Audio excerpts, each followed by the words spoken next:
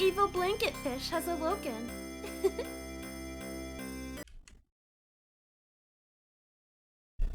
Alright.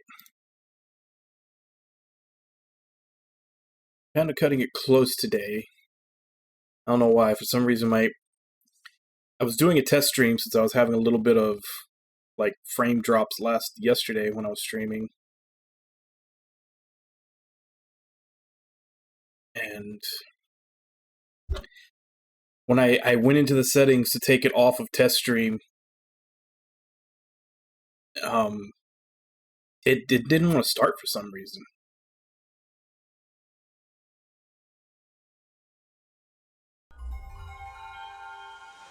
So yeah, it was only like about a minute when I actually started stream before it was time to actually start. I think I've got this all lined up. But yeah, today we are going to be playing Shining the Holy Ark. This is a Sega Saturn game. So we're going back to the Saturn N64 PS1 era for this.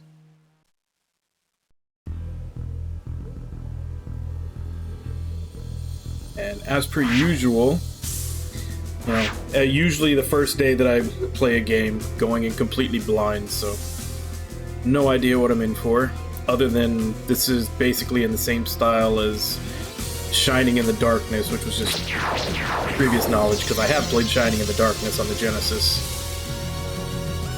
And from what I understand, this is kind of a sequel.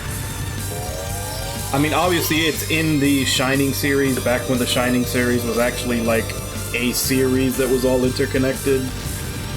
But gameplay-wise, this is the next game in that gameplay style.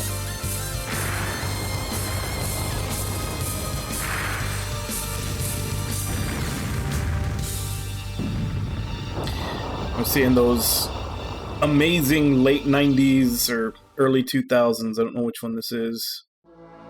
Late 90s. Late 90s CGI.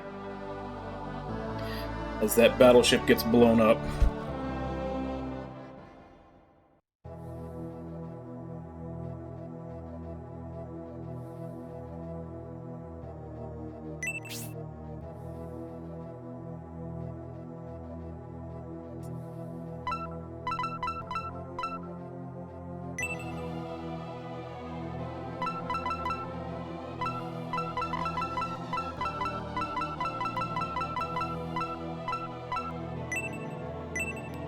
Okay. Obviously, the first problem that we have to get over is trying to figure out what button does what. So let's put his original name back in.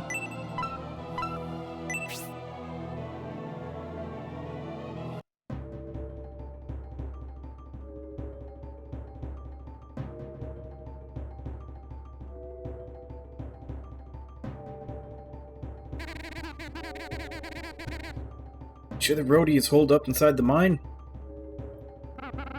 Yeah, saw him with my own eyes. He ran in with that big sword that is strapped across his back. Capt and the others went in after him, but... Explains it. No wonder you were the only one out here when we arrived. You don't think... I wonder if the captain will come back out to get us. Been quite a while since the mine was shut down. There are probably lots of creepy things running around in there by now. I don't know who's talking there. Yeah, I wonder where those mercenaries are. Stop looking at me. Hey, look over there. Yep, that's them alright. Looks like they made it. We may not have to go into the mine after all.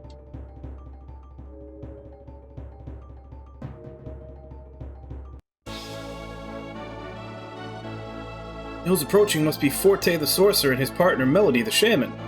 They have a fierce reputation.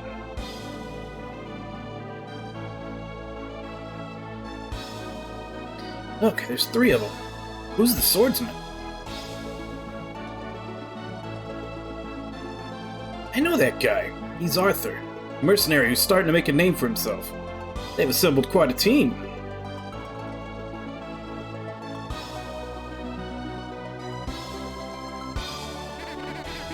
Rhodey doesn't stand a chance. Forte and Melody are a strong pair, but adding in a swordsman... I don't know what Rhodey did, but he's sure going to pay for it. I heard a rumor that Rhodey was involved in a power struggle at the palace. These were assembled by the Enchantress Rillix to track down Rhodey. That sounds strange. Strange? What do you mean? I heard that Sabato, the sage of the anti-Enchantress faction, had employed some mercenaries to find Rhodey. Sabato was stripped of all his power by Rillix, so therefore he couldn't. Who was he supposed to have hired? Lisa, the female paladin and the dragon warrior Basso. At least they would be better than any of those mercenaries. Keep it down, they'll be here shortly.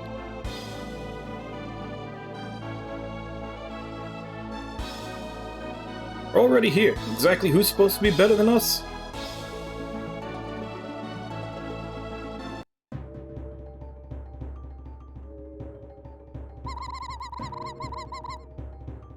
If we were after you, you'd be dead by now.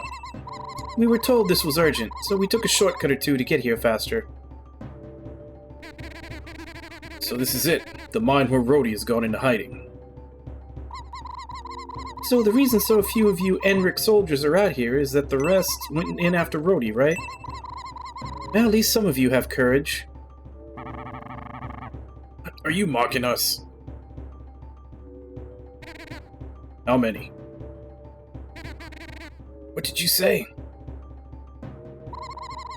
He's asking about Rhodey's group. How many of them are there? 10, huh? That could be interesting. No, I meant he's in there alone. What? Alone? We could have taken care of this by ourselves. Why did we need to bring him? Because I got to name him, so obviously he's a main character. All aware of your reputation, but don't underestimate Rhodey. He's a very crafty adversary and possesses some very powerful magic. Oh, whatever. There'll be time to discuss splitting the take later.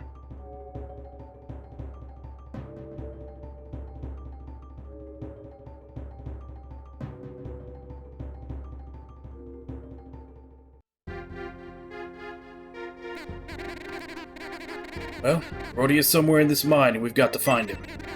Why don't you take point? Yeah, since you're the mighty swordsman, you lead the way. Agreed? Sure, why not? I knew you'd see it our way. We'll be right behind you.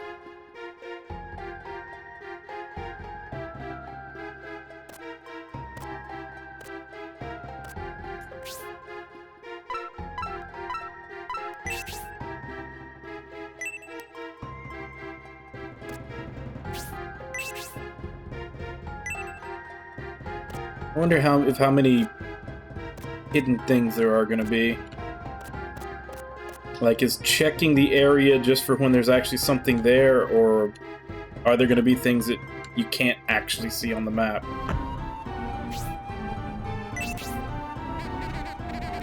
Support troops have arrived. Rhodey went that way.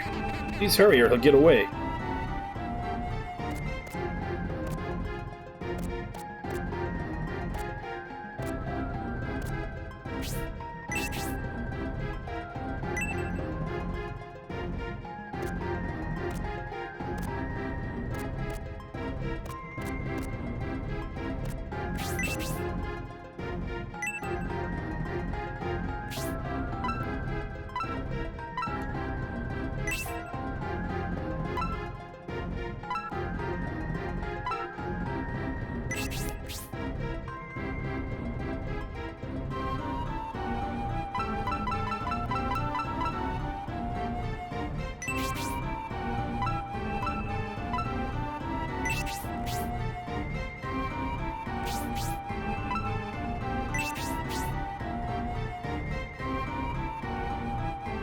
Same company. Yeah, it's the same devs, it's Camelot. They basically made Golden Sun after they left Sega, I think. Or stopped working with Sega or whatever.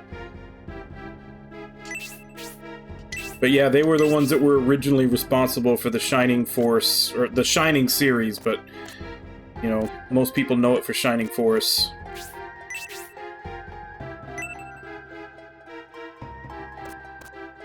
But this one has more in common with the very first game in the series, which was Shining in the Darkness.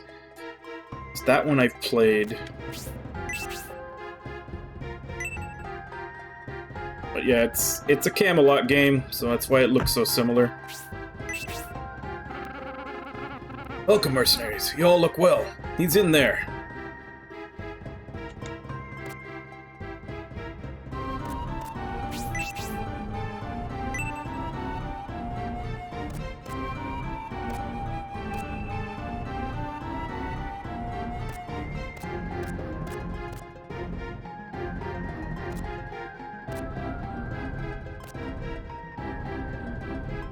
Welcome. So you are the chosen ones to join me in spinning the threads of destiny.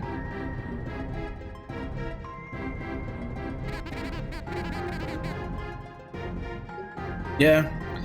Like, most of their games were, like, the Shining Force games were tactical strategy, but the very first game in the Shining series was exactly like this. I remember playing it on the Genesis, and this one is that same style. I can't remember if this is supposed to be a prequel or a sequel to Shining Force 3. I think it's supposed to be a prequel.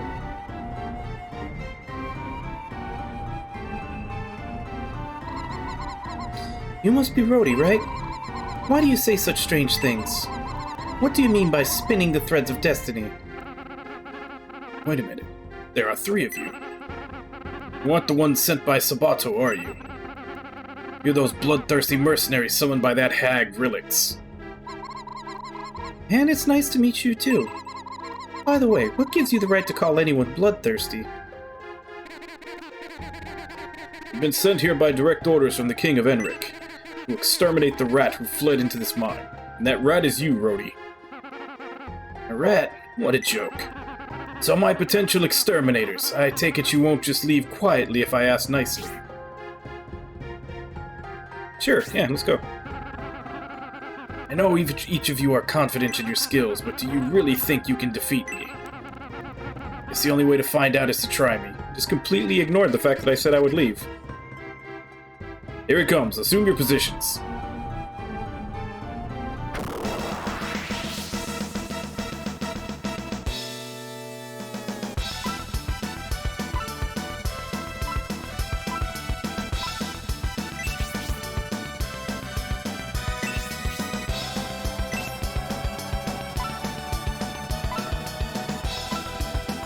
What do we have for items? Oh, that's right. This is one of those games where everybody, like, you don't have an item pool that everybody pulls from. Everybody has to be equipped with their own.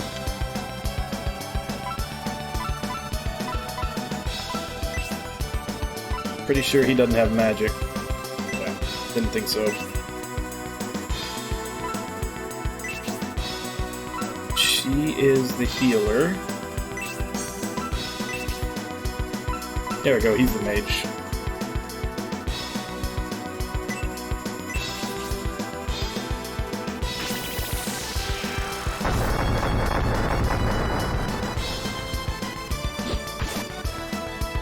Yeah, I mean, I'm pretty sure I've always heard that it was good, it's just that it was on the Saturn.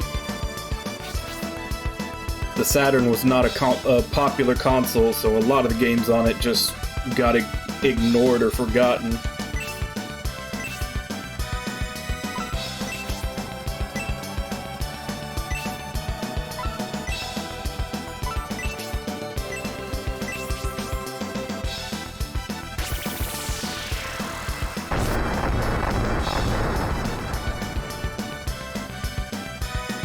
Yeah, that too, probably.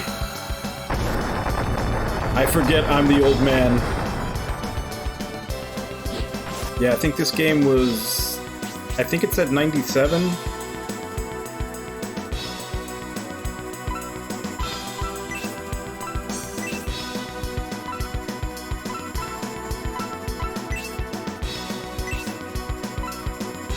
Pretty sure I don't have a revive. This might not even be a winnable fight.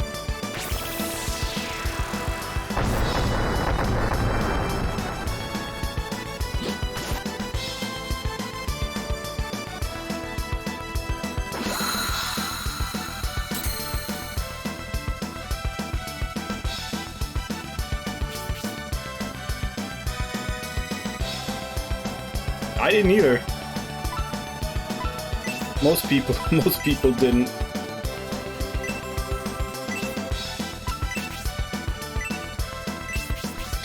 Because I owned a Dreamcast, but I didn't own a Saturn. At the time the Saturn came out, I was still very much angry at Sega because I was one of the ones who spent the money for like the full Genesis, Sega CD, 32X abomination, of which the 32X they literally just abandoned like right after they brought it out, and I was still kind of salty about that. So I skipped over the Saturn in favor of a PlayStation. What a disappointment. However, I'm not finished yet. Not until my destiny is fulfilled.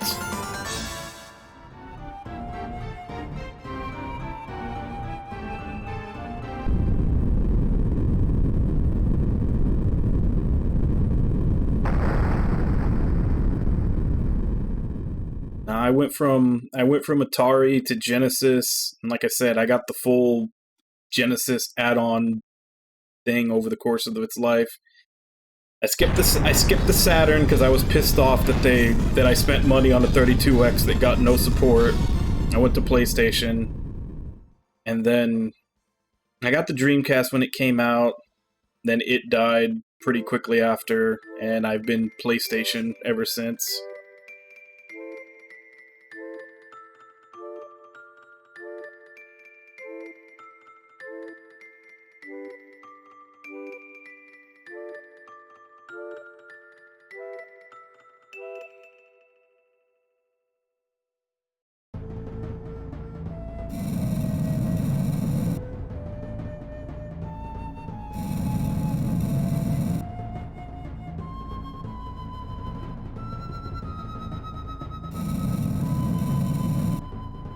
Don't know what I'm looking at.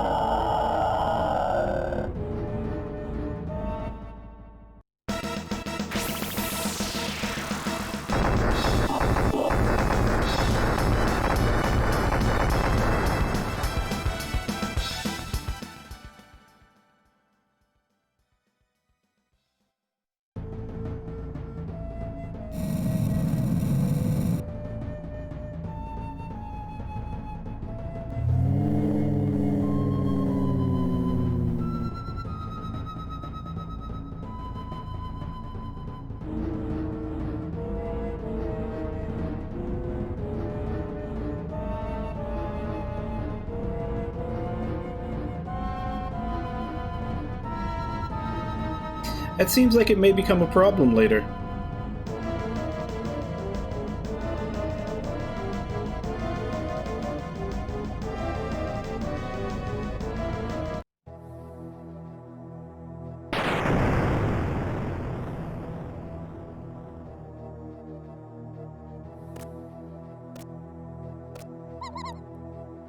Arthur!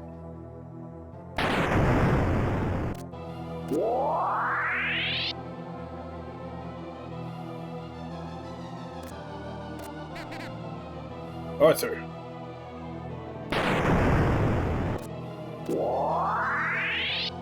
This is cutscene, by the way. I'm not actually controlling this.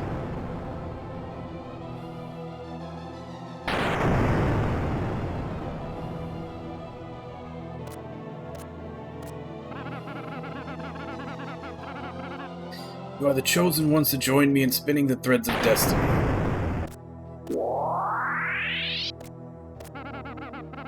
I have no need of bloodthirsty mercenaries. Leave this place.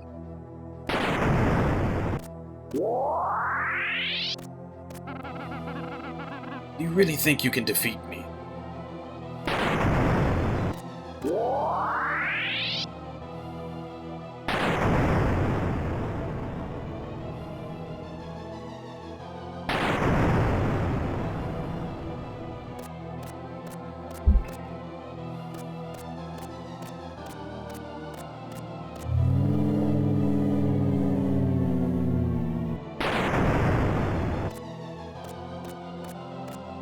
I wonder if I should be paying attention to this path.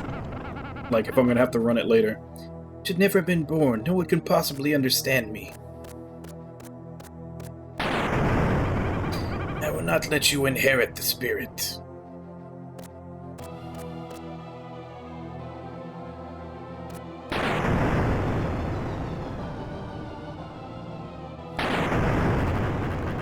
Who are you? One of the chosen who will spin the threads of destiny with Rhodey? Someone calling my name? What does the Creator want from us? Arthur! Obviously don't. I have no desire to resurrect the 1,000-year kingdom. No idea if this is a man or a woman's voice calling his name.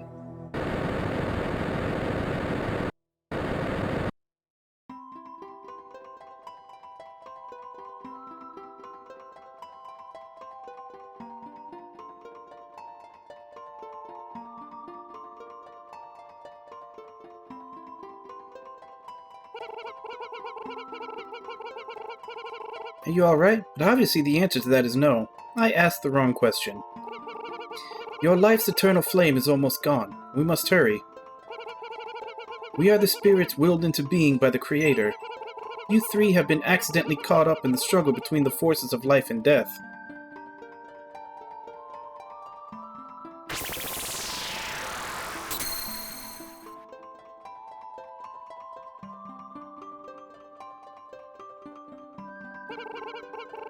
Rhodey sustained brain damage from the falling rocks. As a result, he suffers from amnesia and can't remember anything, leaving us with no time to waste. We spirits have the power to heal. He can be restored if we possess his body, then he will likely make a full recovery.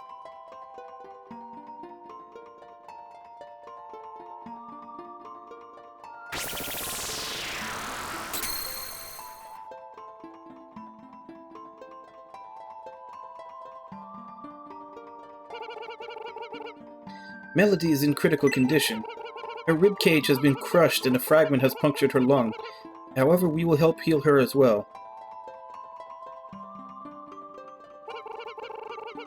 She regained consciousness for a brief moment earlier and witnessed one of the evil spirits possessing her partner. Unfortunately, there is nothing we can do to alleviate those emotional scars.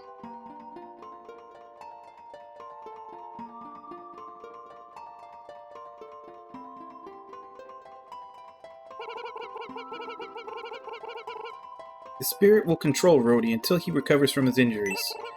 He'll regain his magic and abilities as well.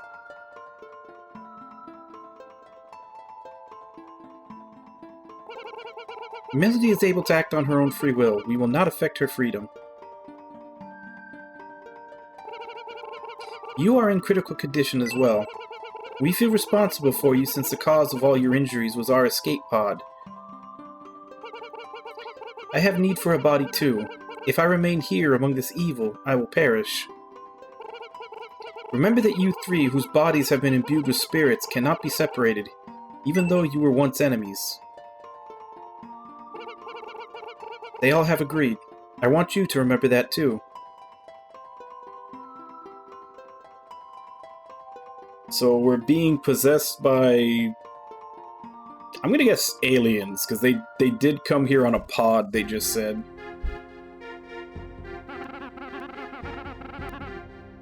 I remember fighting you, but I can't remember why. Maybe it's because of that rock falling on my head. Can't remember. Since we're all in the same situation, just as the spirit said, it's meaningless to fight with Rhodey now. As long as they occupy our bodies, it's best that we work as a team. Although I seem to have lost all my equipment and forgotten my fighting skills, I guess I should be glad that I'm still alive. Since I can't see any reason to stick around in this mine, let's find our way out of here. Arthur, let's go. I don't think we can depend on Rhodey right now. So why don't you take the lead and let's go try to find Forte. Since the evil spirit has recently possessed his body, we may still have time.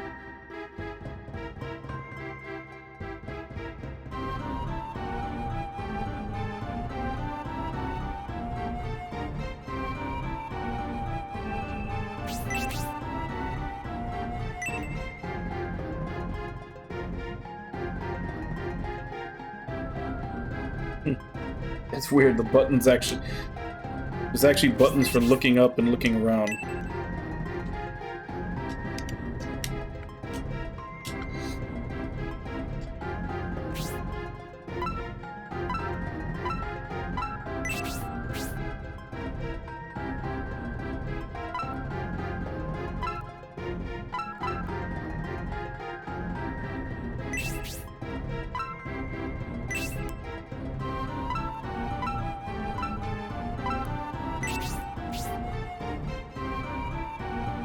So he has 2 herbs. He has 2 herbs. She has 3 herbs.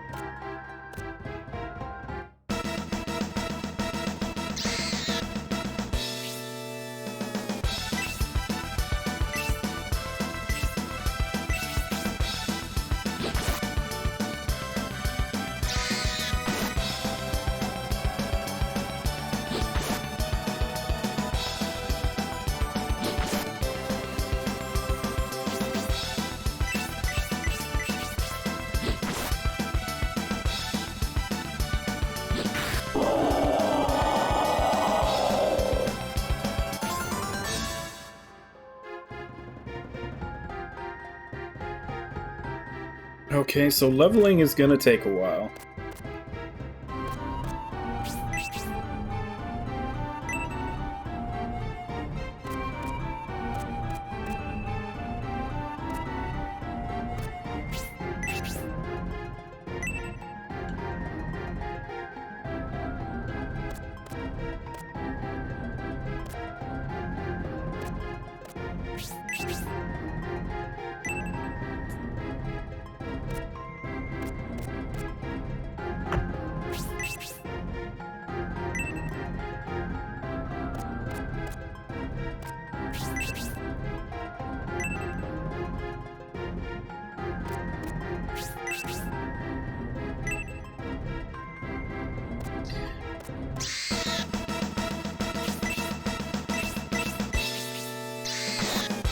Yeah, the constant checking at like all those little dead ends is just... That's just me remembering Shining in the Darkness. I'm not even sure if they pull that in this game or not.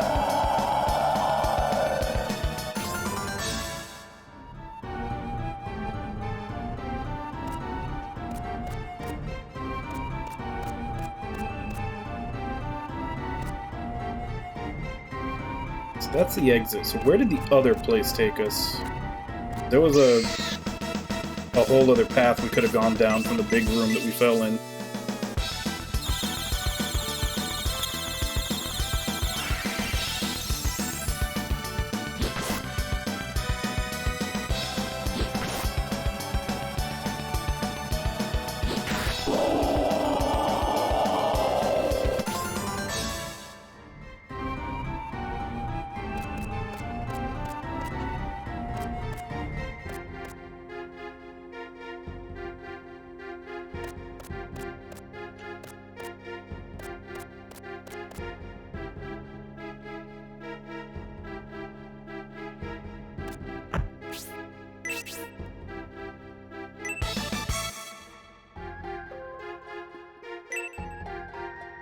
Okay, so that's what I was worried about. I wasn't just being overly cautious. They do hide stuff in dead ends. If it's like Shining in the Darkness was, seeing the map is a spell. So, like, yeah, Shining in the Darkness, when I was a kid, I actually had to break out the graph paper and, like, map it out for myself.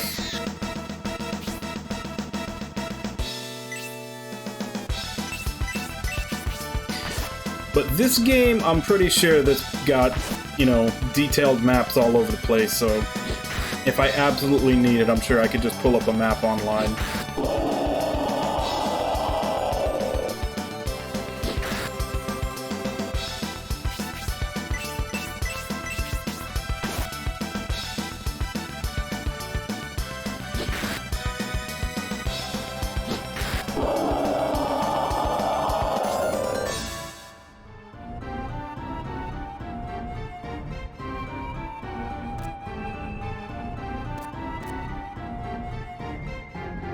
Well, I mean, Shining in the Darkness, like I said, the first one, I played that in probably like 92, 93. Nah, I think it might have... Nah, it was probably before that. Maybe more like 95. Yeah, like I said, you had the... If you got to a particularly complicated dungeon, yeah, you basically just broke out graph paper and just ran around mapping everything yourself until you found where you were going.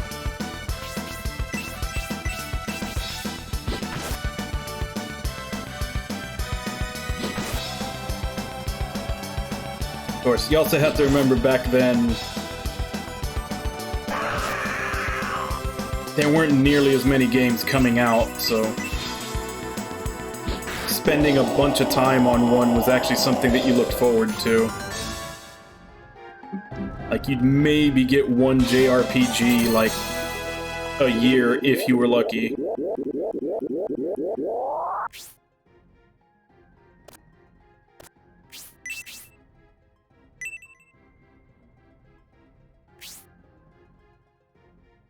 Okay, so at least healing, or at least, I mean, at least leveling heals you.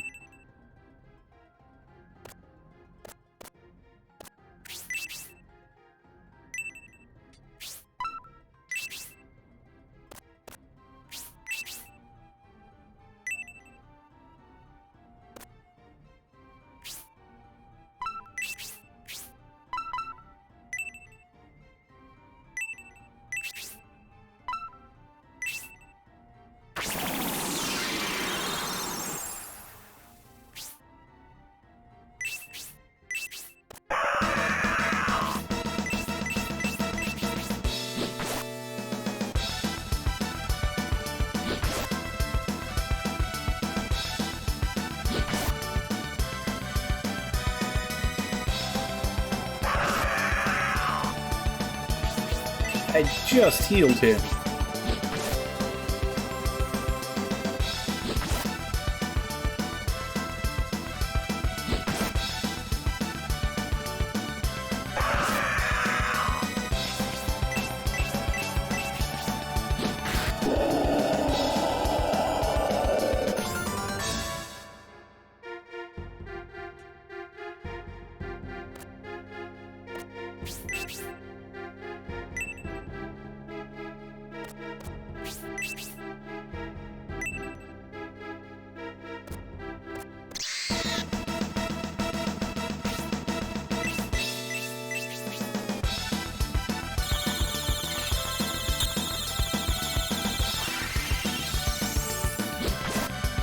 Yeah, that's a little new, the way they just kind of slide in from around the corner. In the original, like in Shining in the Darkness, they just kind of appeared. And this... There were some boss monsters, though. Like, I remember in that game there were a couple of boss monsters that would show up, like, not at a specific point, but in around a certain area. And they would do that, like, they would come from around a corner when you were walking by. So it looks like they do that, like, with all the monsters now.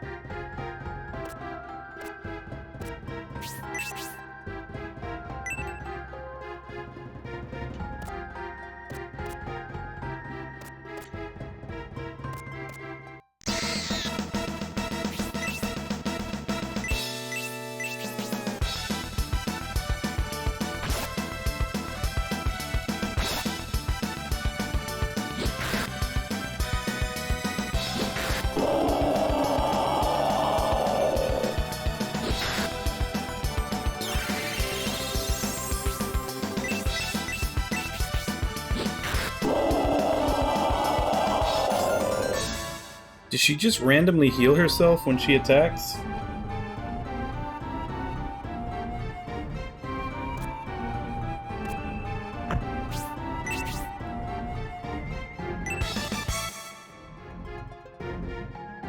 Iron Circlet.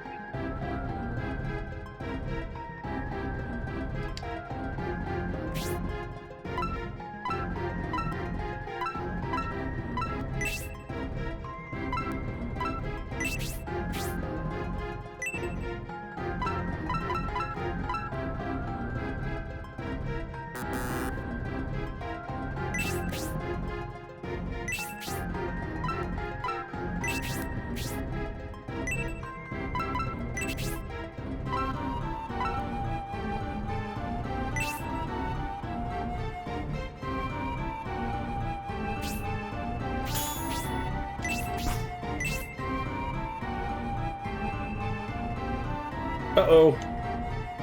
I have disappeared.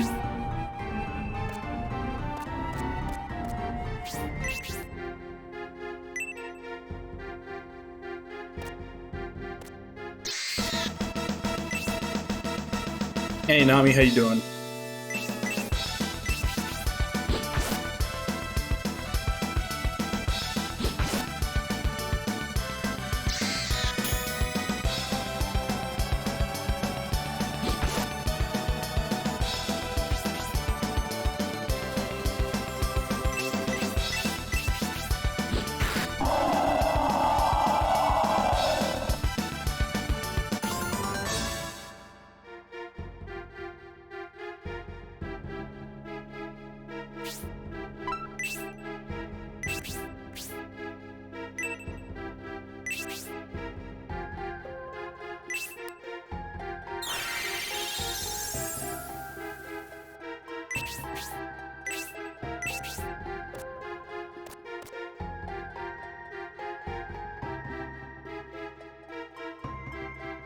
Maybe.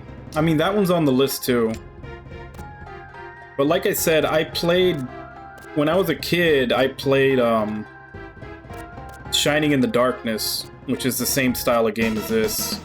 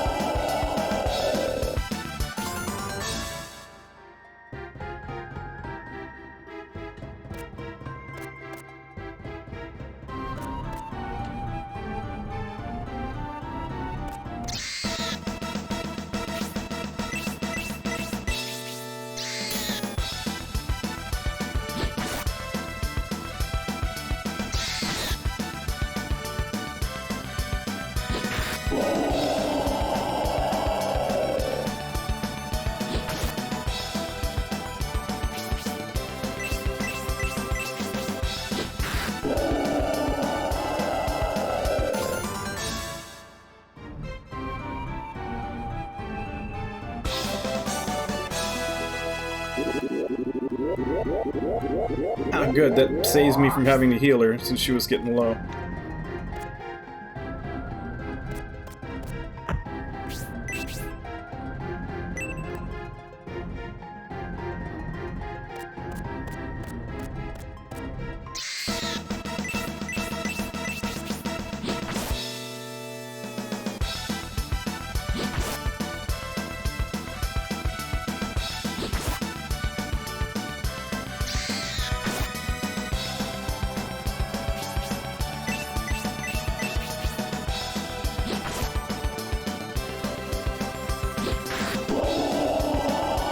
Wait, did it not heal her?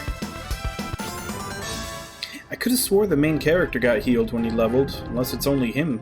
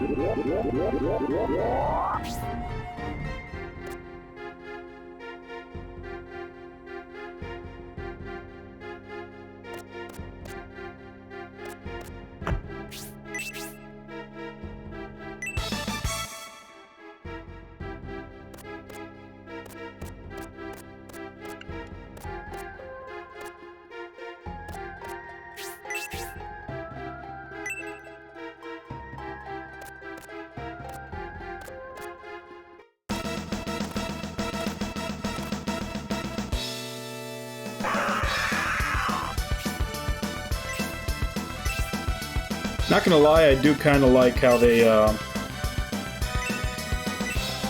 how he just gets to very casually saunter in front of us before the fight starts.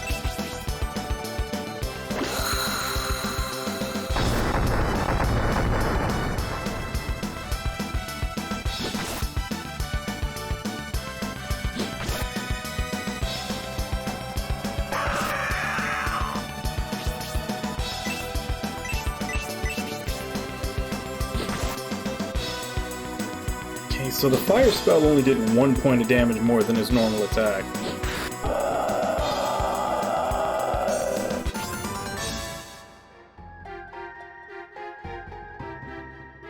Let's also figure again that I would assume a zombie is weak to fire.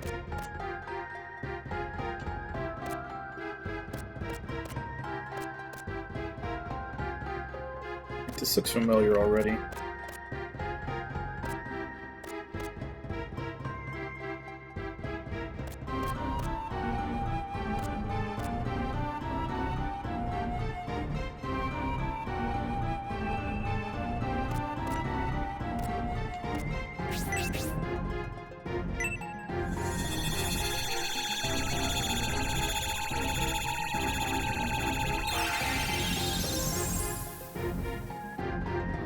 Hey, we found a pixie. We're SMT now. A succubus named Muron was found.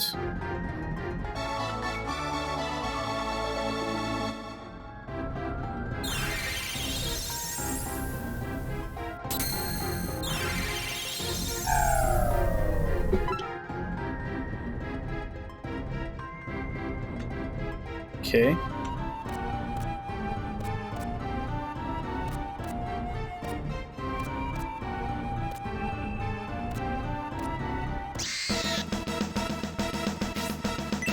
Not sure what the little fairy does other than show off her butt.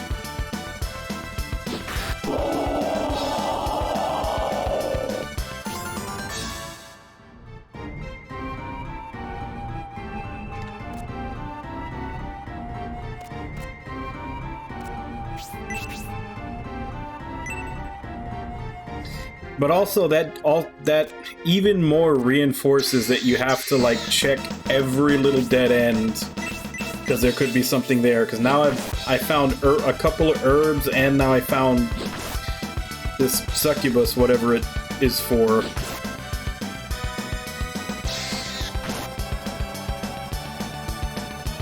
Just in, you know, random little dead ends that don't have any indicating marks on them.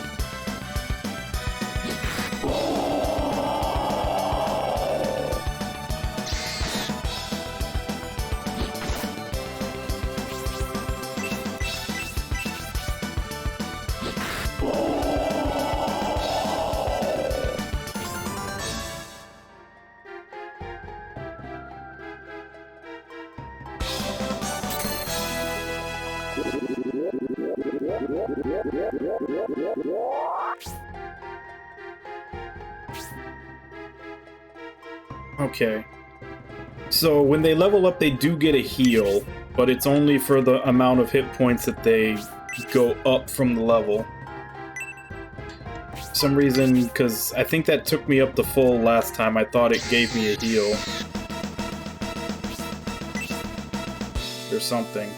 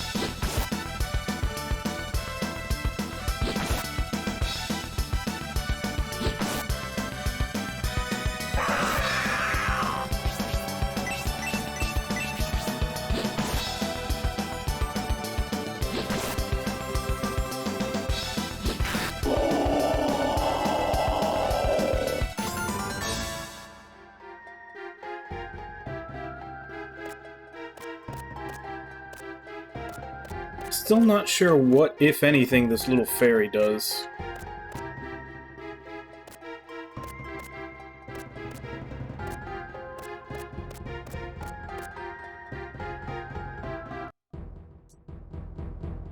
We're finally outside. Not sure if I missed anything in there. I probably did.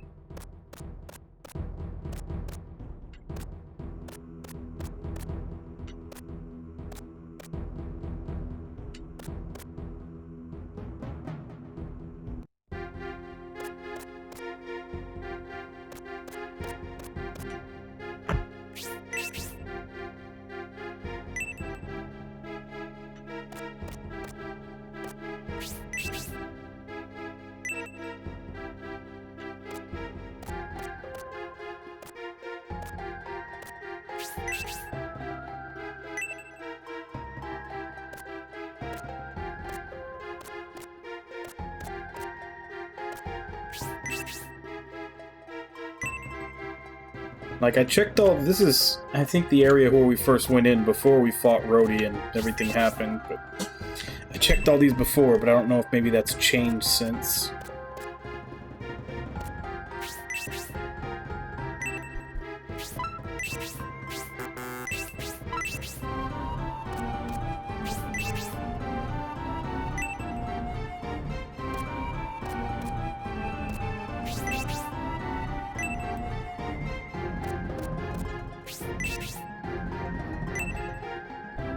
No.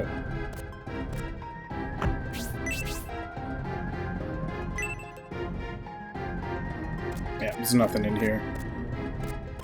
Thought maybe they would have hidden something in here going back in after you make your way out, but I guess not.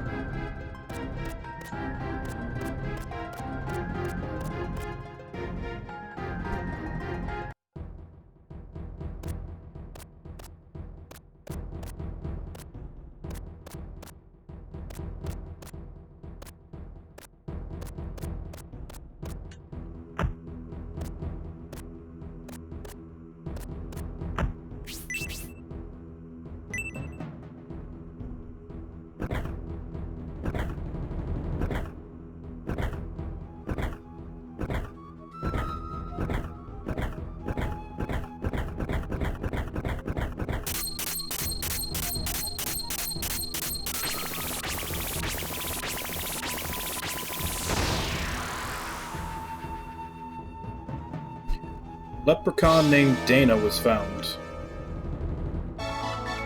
Leprechaun named Dana joins the group.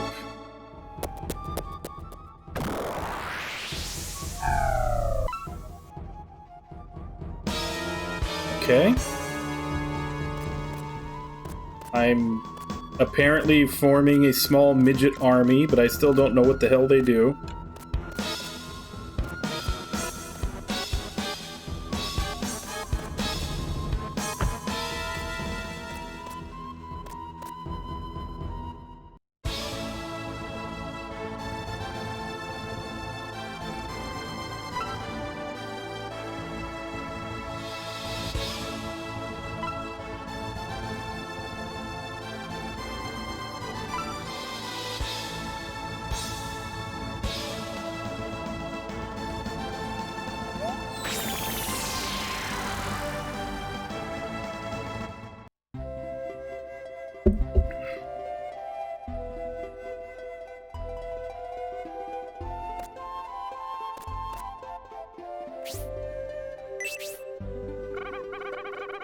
Some of the mercenaries were killed in the cave-in, I hear. You're very lucky to have survived.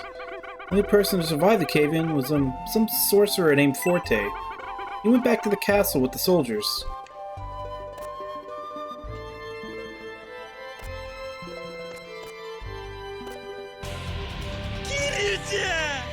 Hey, Wabon, how you doing?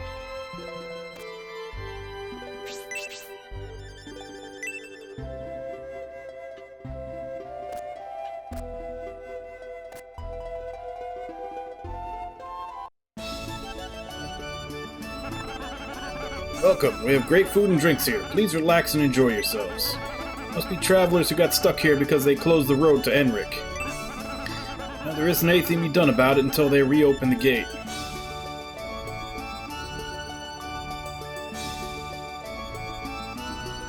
Hey, these are the Paladin and the Dragon Knight. These are the other two that they were talking about in the opening. The miners were talking about they were the other two that were sent in to stop Rhodey, who's now in our party. That could create some conflict. The village used to be so lively when there was gold here. Such a long time ago. Now it's almost empty.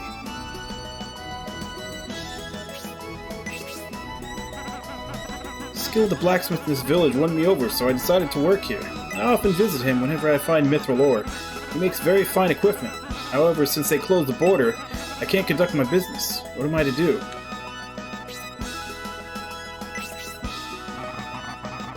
I've got to get to Enric. If the border gate is closed, I could try going through the forest, although I know it's dangerous.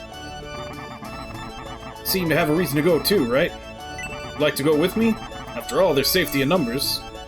I thought you would say so. You're staying here, aren't you? I'll visit your room tonight and we'll make plans then.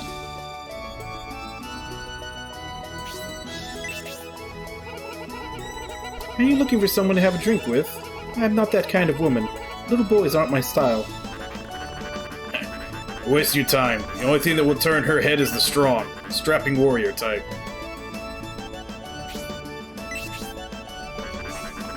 Traveled all the way to this backwater village on the advice of Sabato, the sage of Enric Castle. We were told that if we met with Rhodey at the Godspeak, we would find what we were looking for. Only to find he died in a cave-in. He's literally standing right next to me. Now we may never know what he meant by that.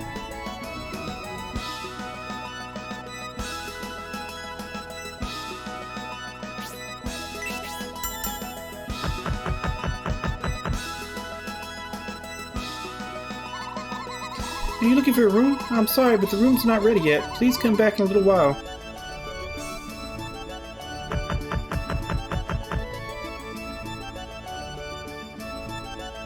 Okay, so how do I leave this place?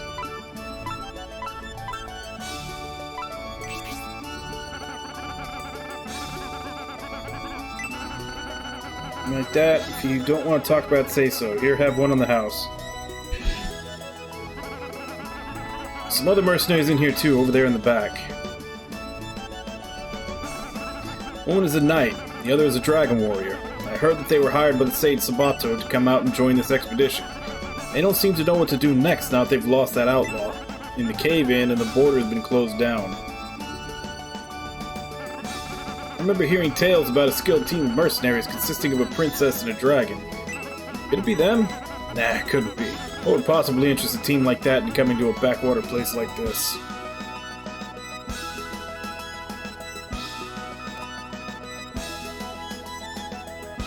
Okay, leaving is just back on the D-pad.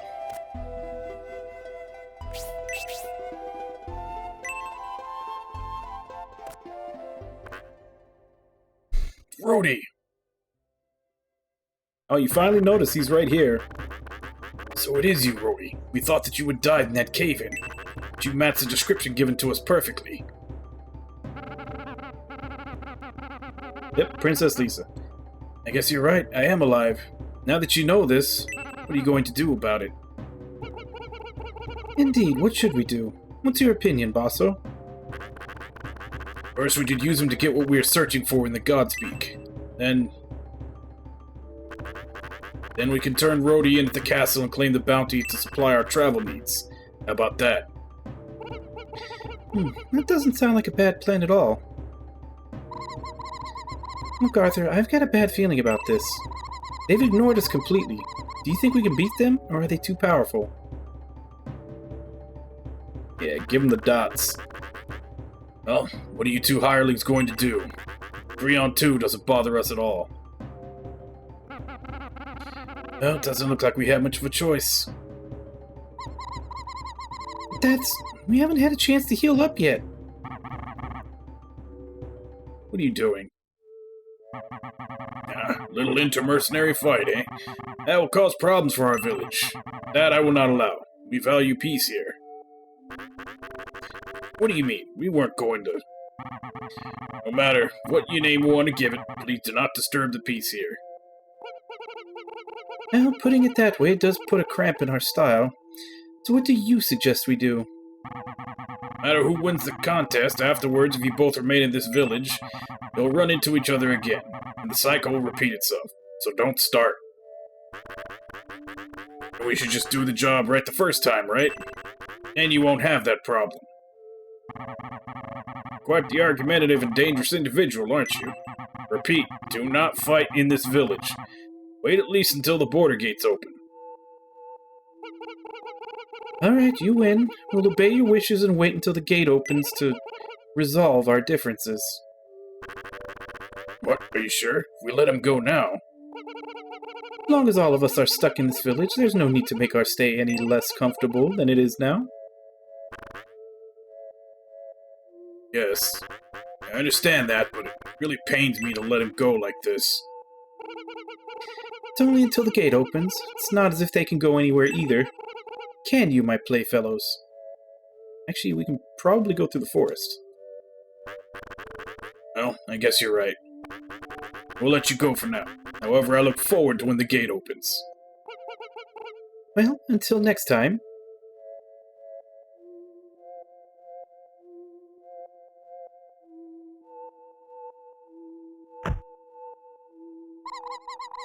They look pretty tough. I'd like to avoid fighting with them if we could. Yeah, me too. They're definitely tough customers. I must do something before the gate opens.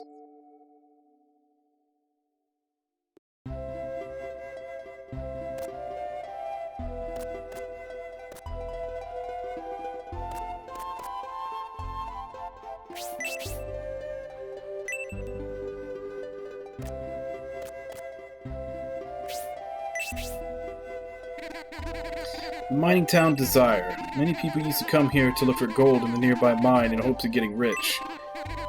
Now, though, the mine is closed and only a few people live here.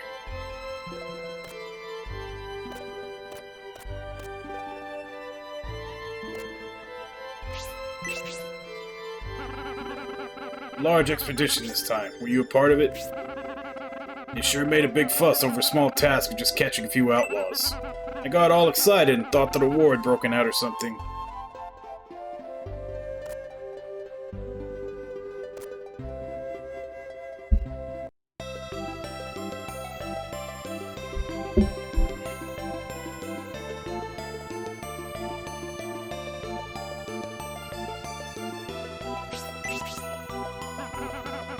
Though I don't have a lot of money, I want to buy so many things. What shall I buy? The Forest of the South is a place where the last battle was fought during the Enric War. The graveyard behind the lake seems to be all that's left of the war. I was told not to go near the graveyard. People say the ghosts of warriors long gone would appear and challenge you. A smart way to fight in dungeons is to find pixies that live in various places and summon them at the moment monsters appear. If the right pixies are used against the right foes, the pixies will attack them before they get to you. Their attack power increases as the number of pixies grows. I think they can help you find treasure, too. Okay, how do I do that? So I've got a succubus and a leprechaun. How am I supposed to activate them?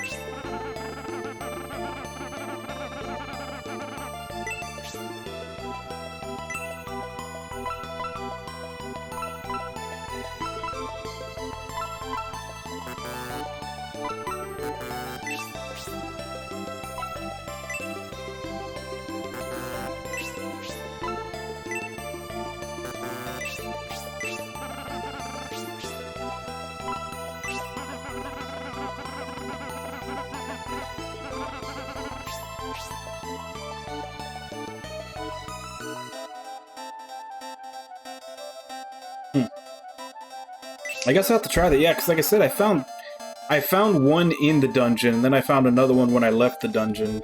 They were just kind of sitting there. I had no idea what they were even there for.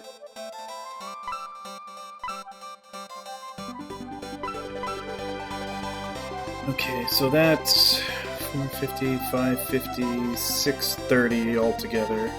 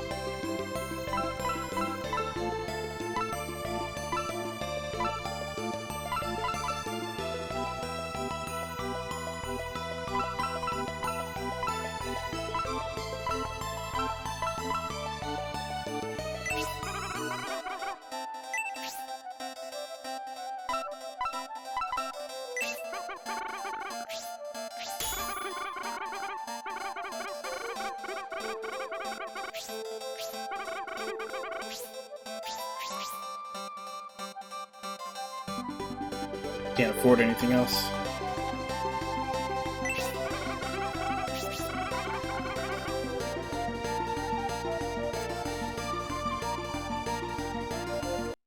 So all the shops are in there. What was the blacksmith's about?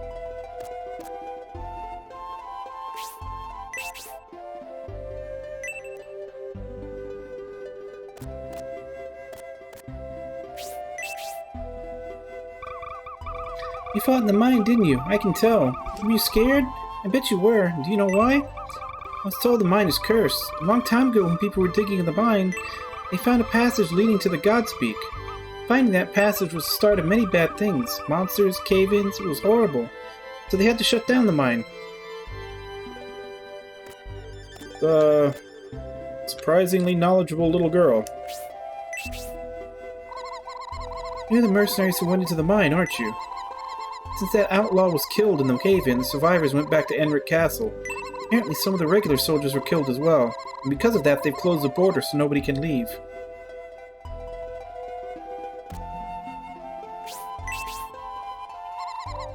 Area around Desire is dangerous. North of here is a cursed mine, and Enric Forest in the south is haunted. I'm not scared though. No, maybe little. There was a great war in the forest a long time ago. Not only ghosts and stuff live there. That place is creepy.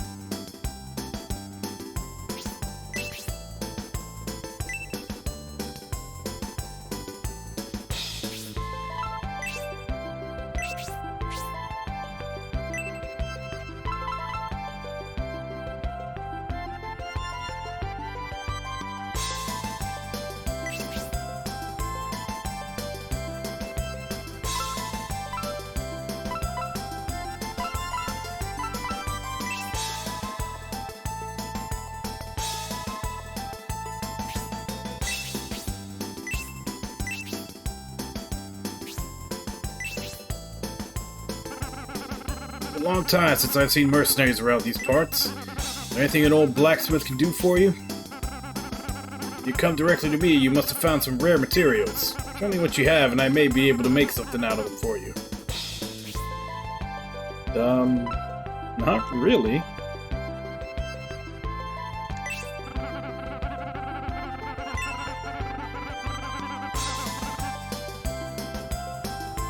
I wonder if I even would have been able to find any at this point. I'm not sure if I explored the mine completely. Also, I just remembered I need to sell her circlet since I found a better one.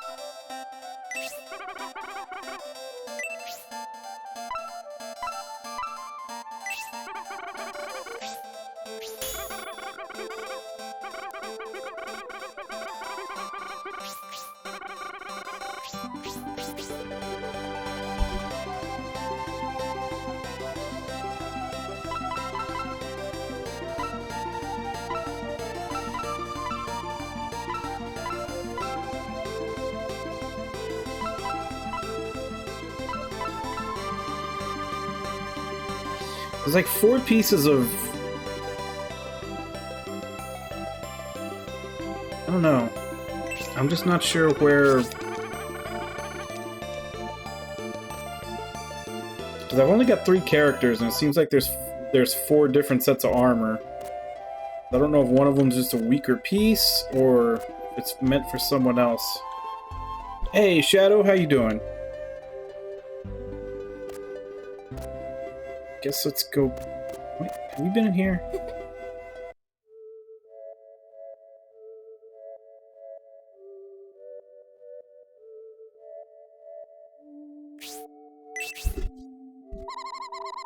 Storyteller's Mansion is located in the outskirts of Enric.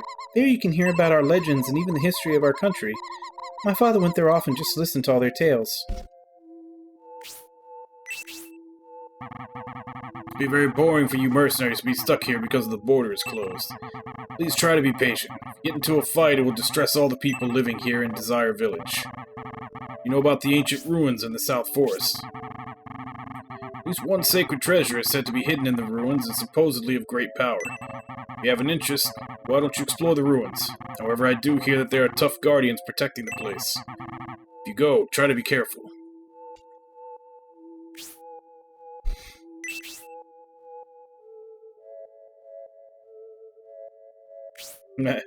Something shining in the darkness under the bed. That's the name of the very first game that was also like this one. 1 gold coin. What are you doing? You came into my house and steal gold coins off the floor? How despicable. Well, if you're so short on money that you must resort to petty theft, you can have that. However, no matter what happens, don't ever repeat this miserable behavior in the future.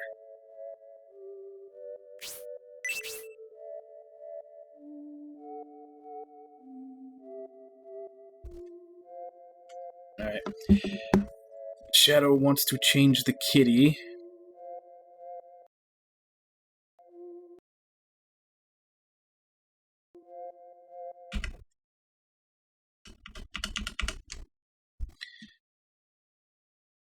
Okay, let me check what were the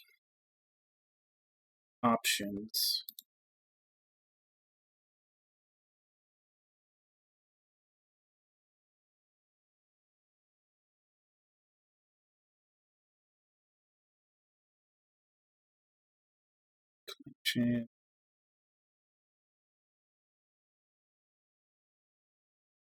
Okay, the options we have right now, the one that's on is the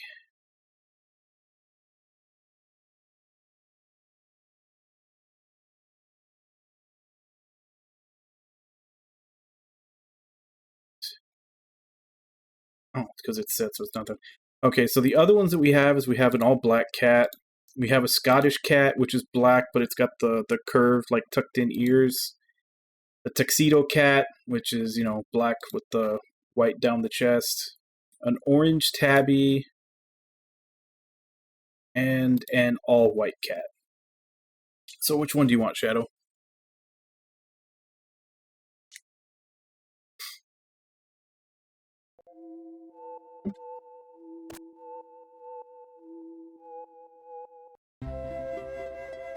Scottish.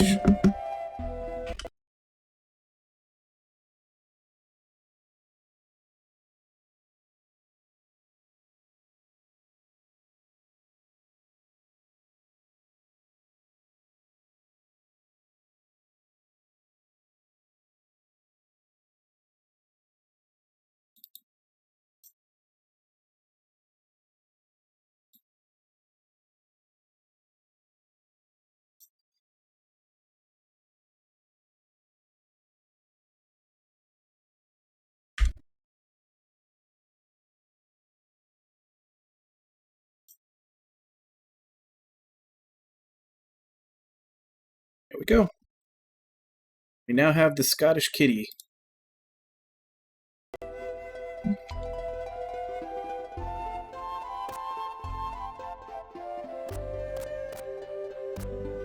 Guess let's go back to the pub, see if we can at least get a room before we do anything else.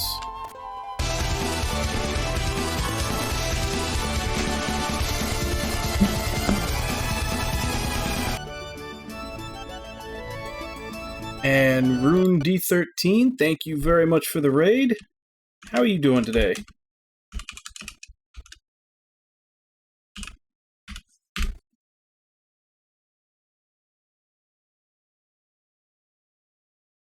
Oh, so you were playing Retro 2. What were you playing today?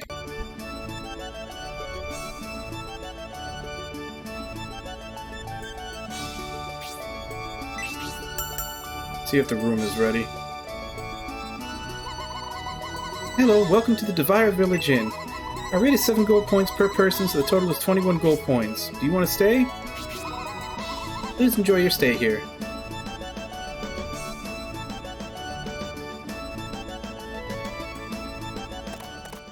Oh, okay. Yeah, this is my first time playing it, although I have played Shining in the Darkness, the one on Genesis that was also a dungeon crawler like this.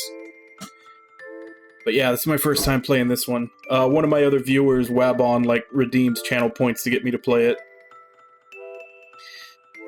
Here I am, as I promised. Are you ready to hear me out?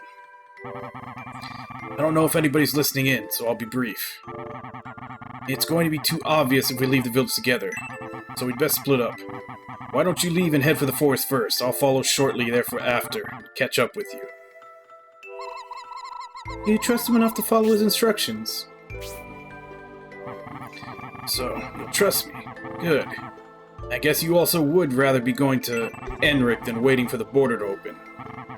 Anyway, if you wish to get to Enric, take my advice and go through the forest. Oh, and if we can't find each other, then let's meet at the graveyard deep inside, okay? Yeah, none of that sounded suspicious at all. And Shadow, thank you very much for the host. Yeah, now that I think about it, let's give Shadow a shout out too.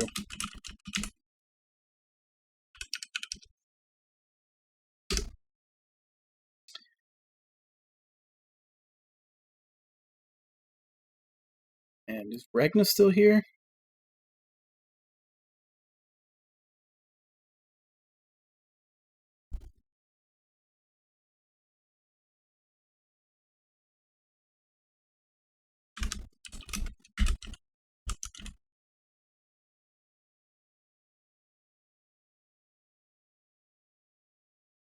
Looks like he is. We'll give him a shout out too. If I can spell it right.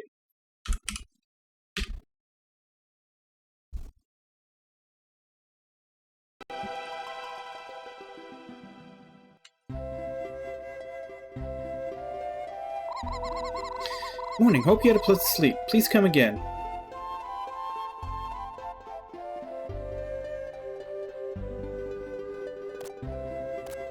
I'm kind of curious if I found everything in the mine.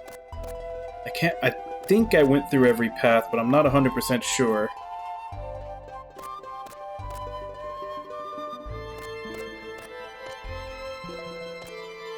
But I guess I'll check that. I'll check that later.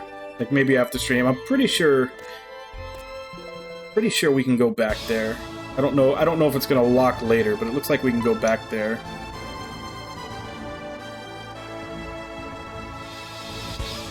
I found 2 of them. I don't know if that's everything from the first area, but I found a succubus inside the mine, and then outside of the mine I found a leprechaun. I still don't know how to use them though.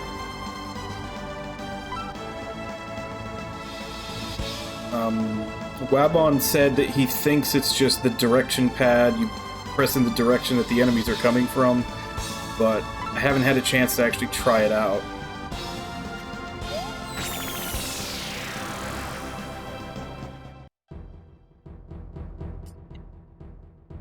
And like I said, I'm not sure if that's everything or if I missed one, but I'm hoping they're not missable. Like, I'm hoping I can just go back and grab anything that I missed. I'll look at an FAQ later.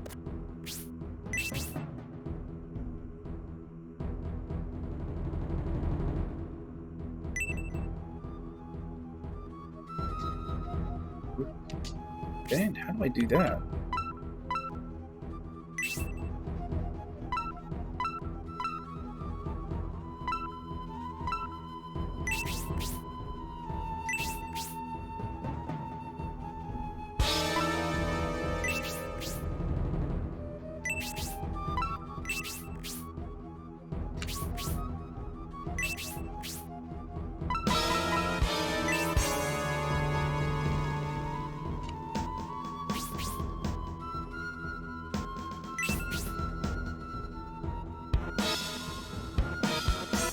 So there's 5 kinds.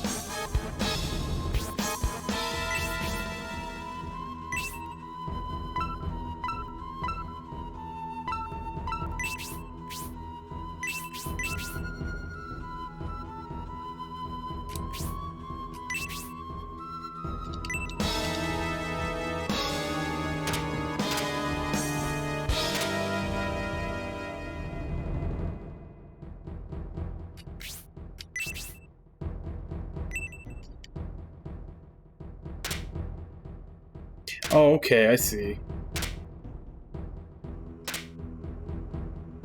So I guess you just choose whatever type you have the most of. Maybe they do different things.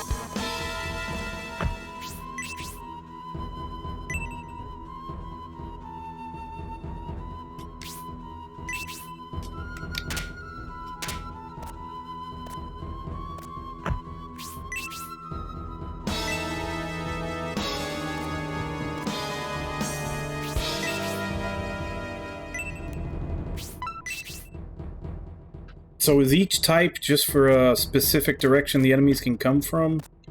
Does that mean I'm basically like placing a bet as to where I think?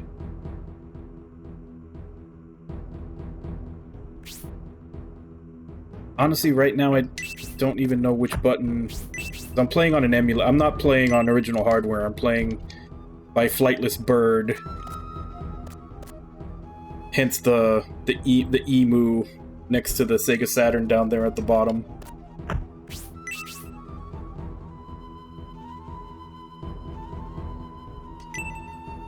Okay. So I'm not sure which button is C. Okay.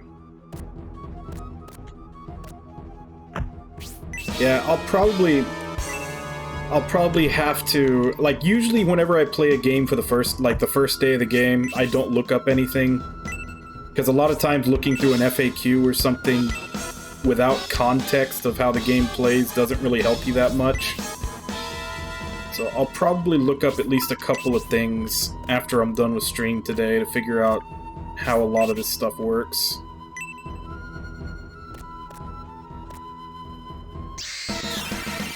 Okay, there we go. It did something.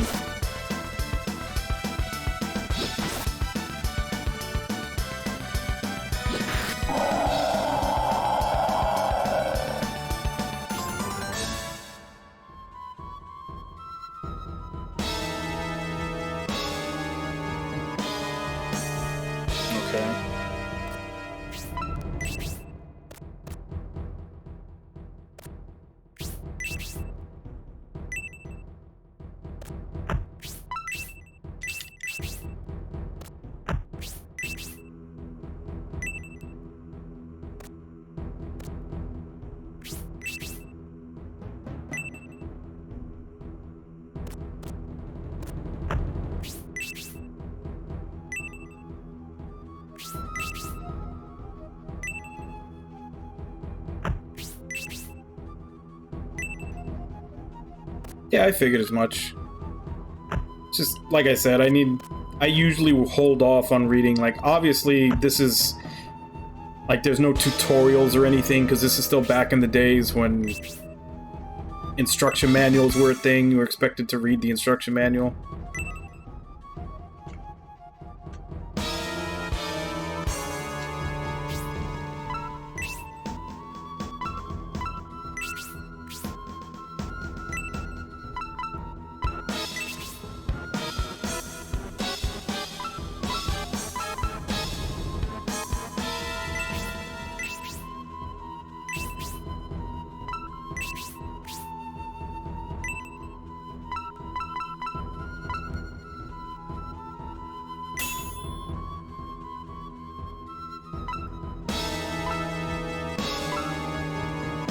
Oh, that's actually kind of neat.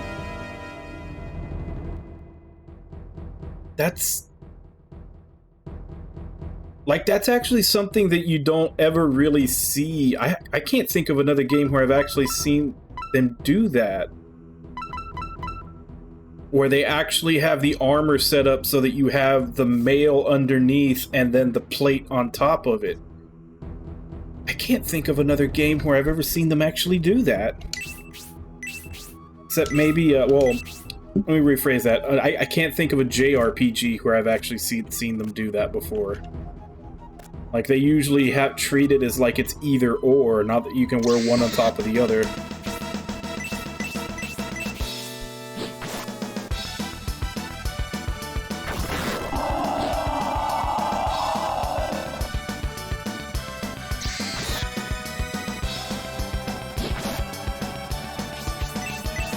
Yeah. But I'm saying in games where they have like a specific location for the armor, like usually they'll treat mail and plate as both taking up like the body slot, not that you can wear them one on top of the other. Yeah, the main characters, as far as I can tell, has like a fire effect to it. Rhodey, he throws a star before he jumps in, and then like Melody, I think I've only seen hers once, but I think she heals herself when she crits. She doesn't do extra damage.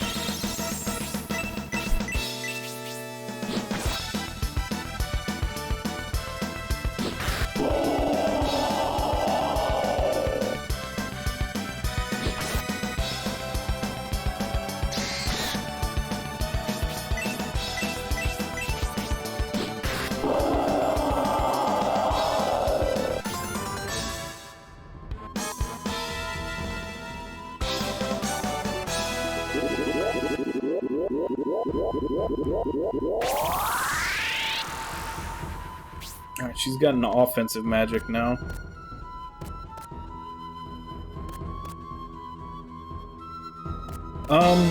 She hasn't done anything yet, but I figured out how to activate them. But apparently she attacks enemies that come from the left side.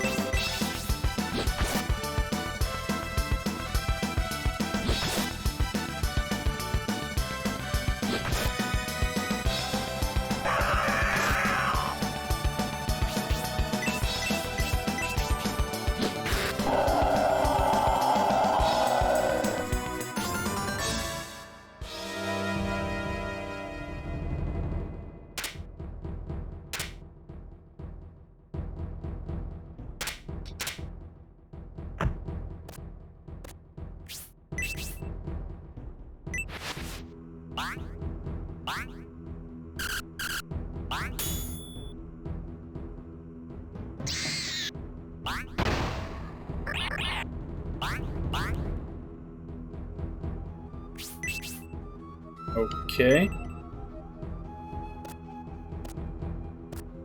I'm gonna assume that probably did some damage to me.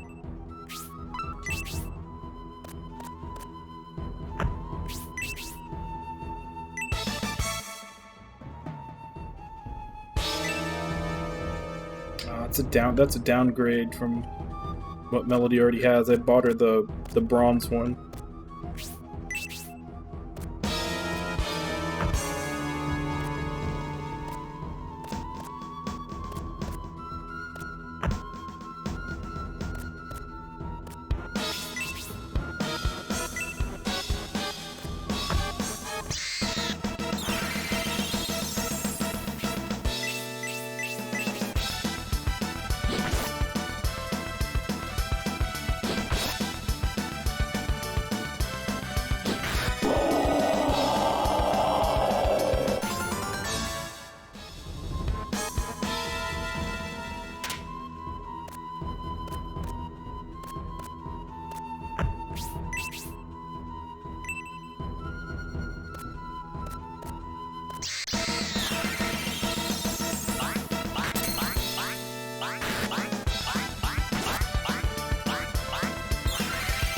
Okay, so yeah, he attacks enemies that come from the ground.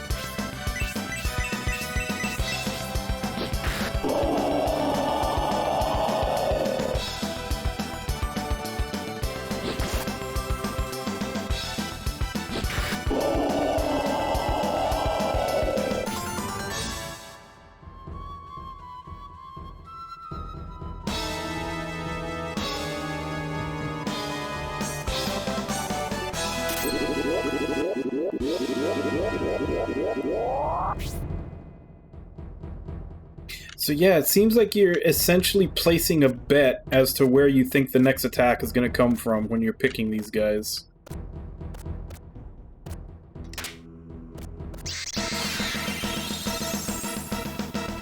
Yeah, like had I stayed on the Leprechaun, that would have hit them.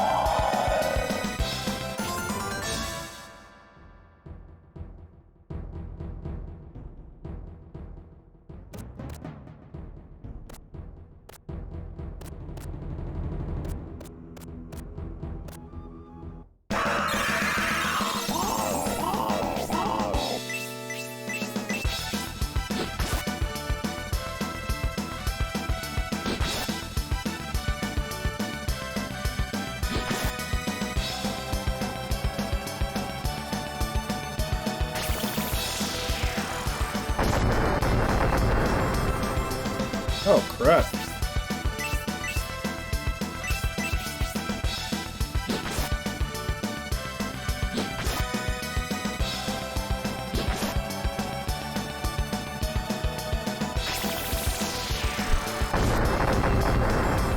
Ah, you bastard.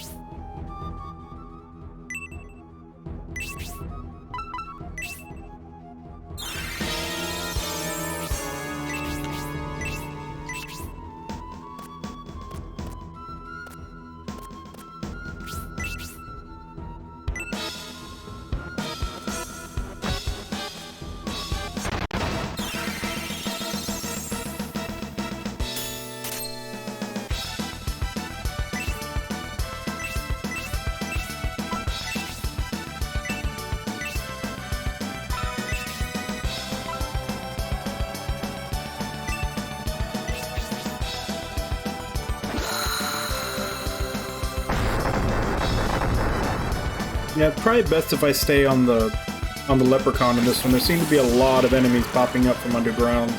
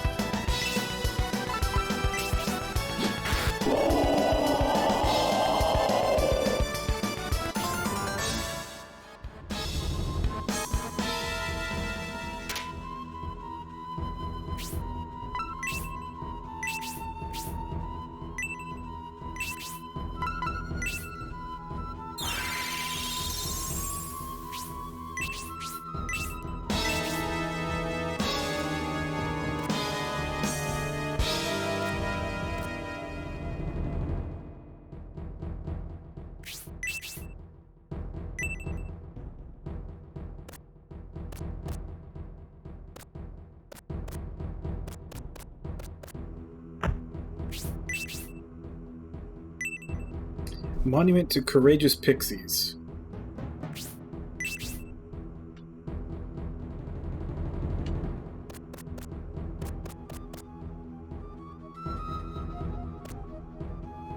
There's a monument there. Does that mean maybe there's a pixie around here somewhere?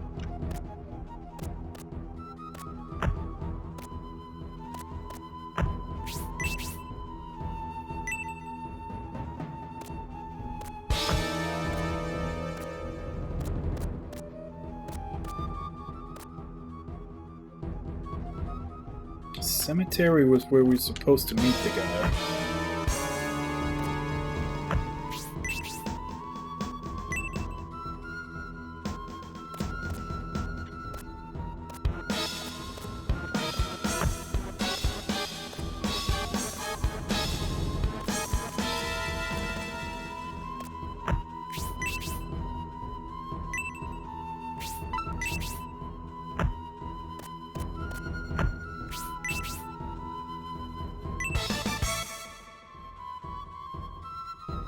Lucky Cookie.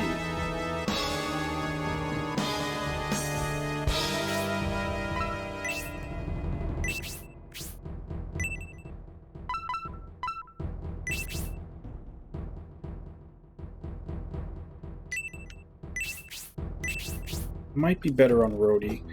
See who has the highest luck already. Since Rhodey seems to be the ninja.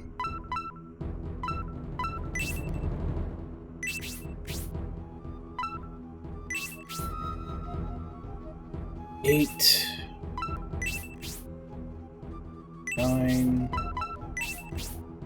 13. I guess it's going to her.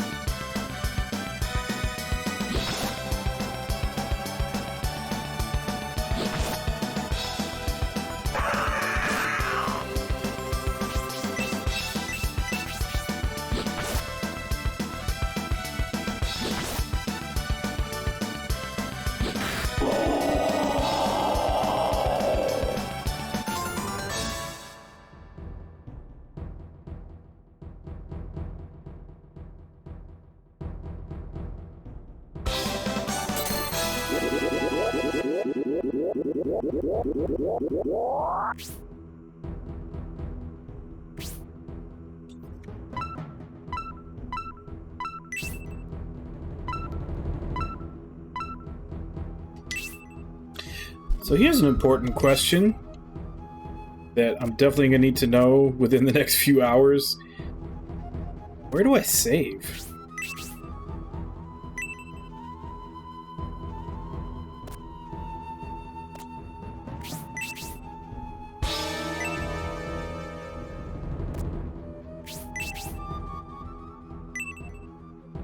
Because I don't think I saw anywhere in town to save. Yeah, that's what I'm saying. I don't think I saw a church in the first town.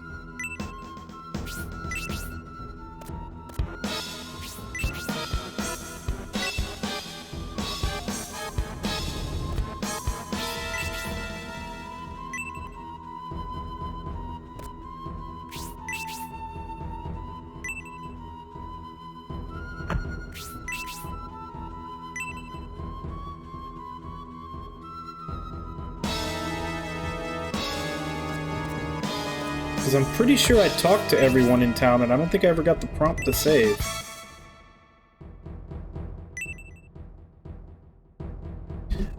Not that it's a huge problem, though, because I'm pretty sure, I mean, since I'm emulating, I could use save states, but I'd rather not use those unless I have to.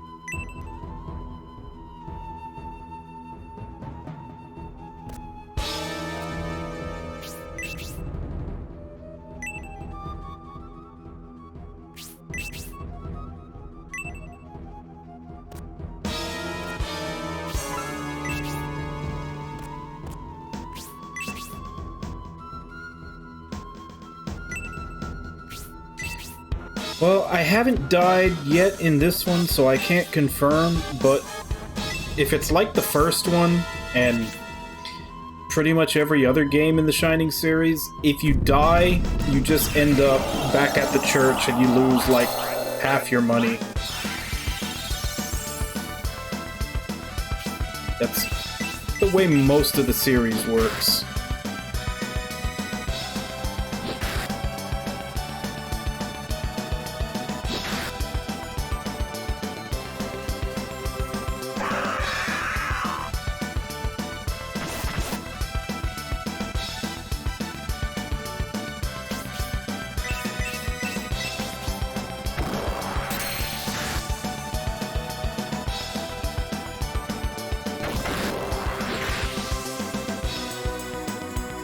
Come on, Melody, make it a triple power attack. Ah, you let us down. See, if you'd just done a triple power attack, she'd be alive.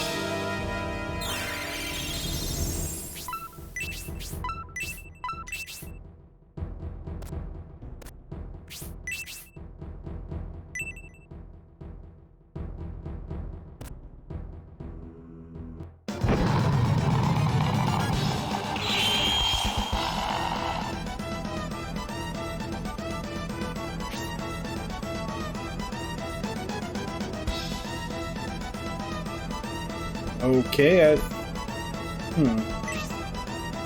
Are we ready for this? This guy had a cutscene.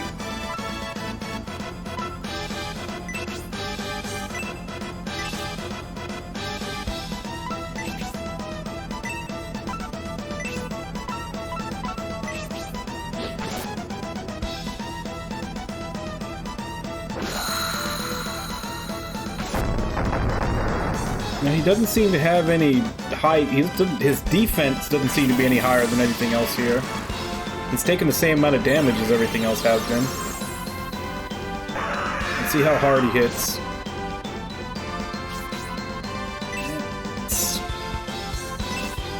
That's not good, but seems somewhat doable.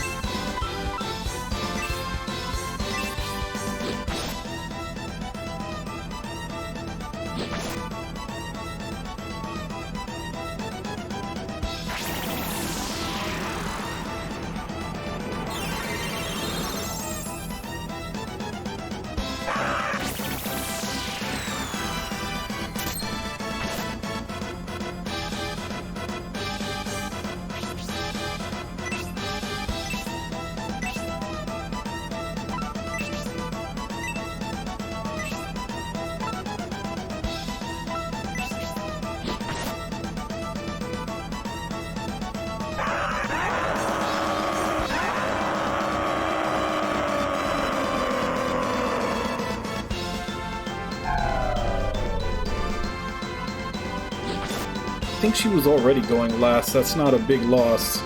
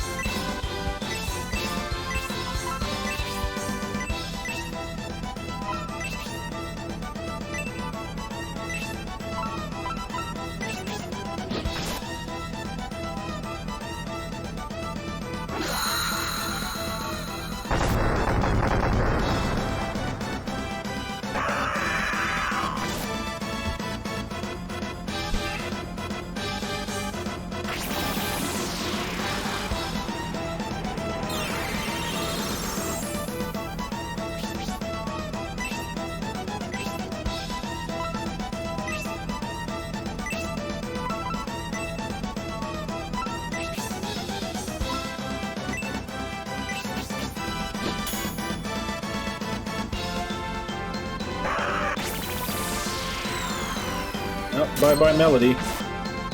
Oh no, she's got one left.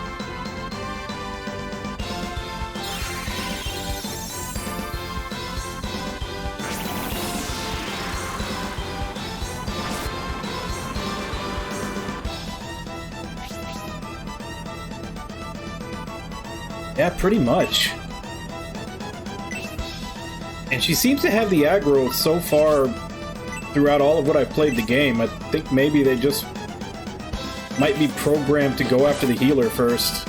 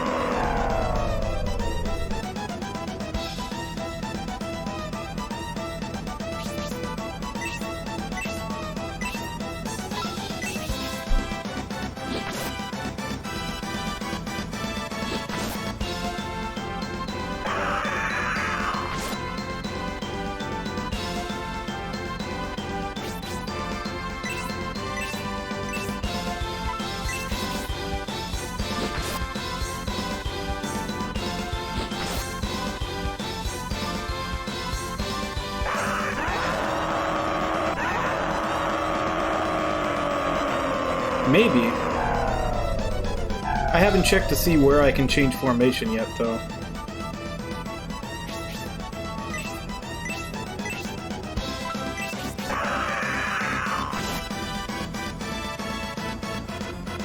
But it looks like choosing the defense command has caused him to attack other people instead.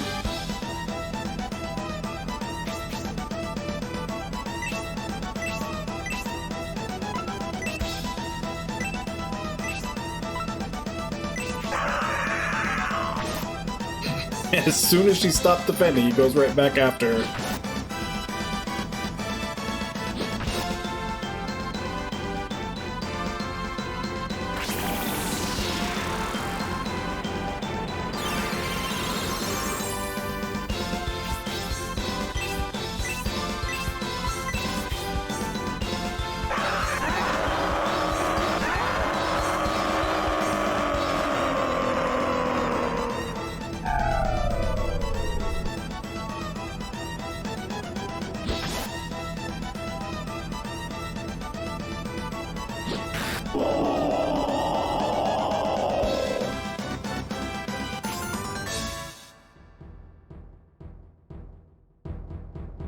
Energy bread.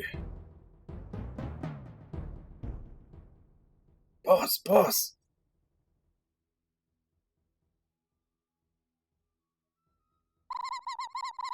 You're the halfling from yesterday, aren't you? You make us go through all that hassle, then don't even show your face? How rude. Boss, I've been waiting for you.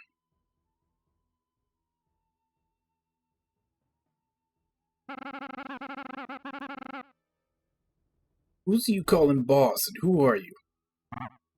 Boss? Boss, I'm glad to see you looking well. I heard that you were in that cave-in at the mine, so I didn't expect to see you again. You are one of my men. Did you come to rescue me? Boss, what happened? Have you forgotten me? Me, Doyle, the incomparably swift. I injured my head, and since then I can't remember much. Or anything, clearly. I can't believe you forgot me, Doyle. Me, your right-hand man. That's too cruel. Not like he had any choice in the matter. Rhodey injured his head in the cave-in and lost his memory. Now I understand. That's the reason why you didn't acknowledge me at the pub. By the way, who are you two? Do I know you? We're the mercenaries hired by Enric to capture Rhodey. Boss, run! These people are your enemies! Wait a minute. The situation's changed. Come back down here, it's okay. If they wanted to turn me in, they would have done so by now. Apparently, when he says that he is Doyle the incomparably swift, he's not talking about mentally. You're right. Oh, then, boss, what are you going to do? We're going to find and help our comrade, Forte, who was taken to Enric Castle. We three must stay together, because, well, there's a good reason behind it. So I'm going with them to Enric Castle. Going to Enric Castle? Boss, beware! These people intend to turn you in at Enric by taking advantage of your loss of memory. Doyle is rather suspicious, isn't he? What should we do, Arthur? Explaining things to him certainly doesn't seem to be very useful. But we should ask him about the secret path. Doyle, tell me something. Where's the secret path to Enric? And how can we get through? Boss, are you going with them anyway? Damn, I can't say no to one of your requests.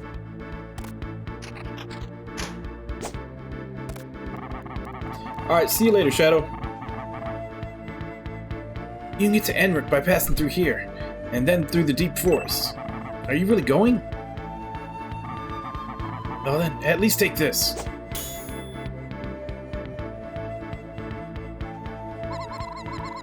What are you doing? Isn't Rhodey your boss?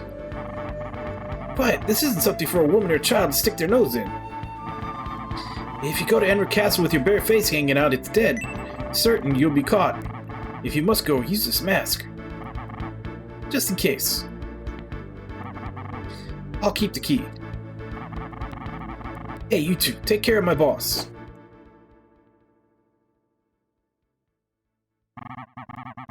Remember that I'm a ninja who can appear and disappear anywhere and anytime I wish. I'll be watching you all the times, so don't try anything, or we'll both regret it later. It's gone. What are you going to do about that iron mask? Actually, it's quite a clever idea. It suits our plans rather well. Let's get going.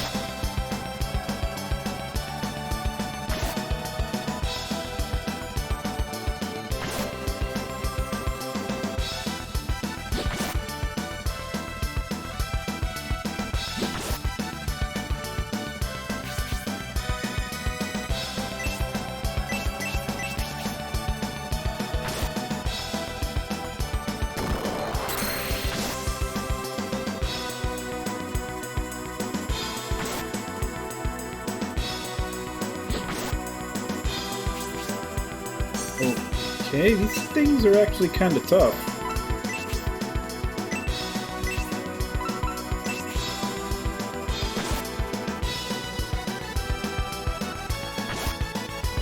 And they go faster than us.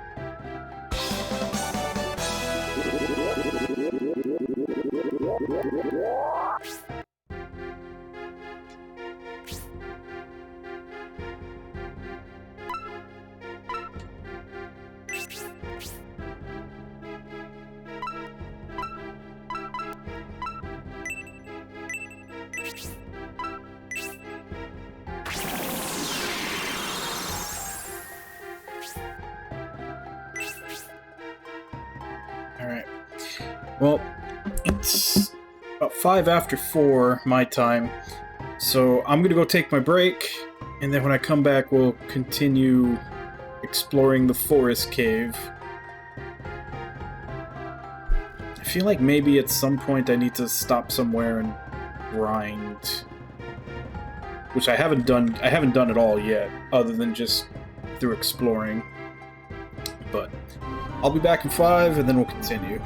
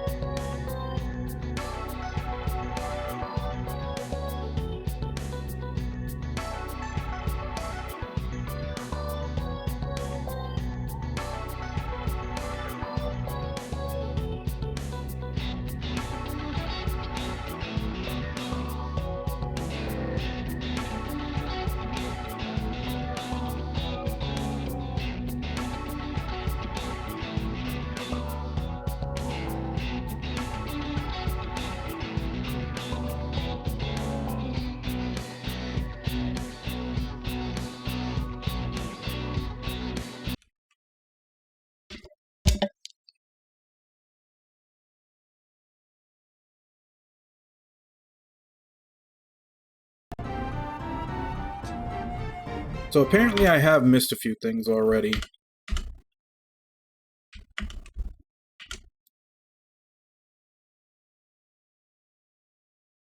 I'm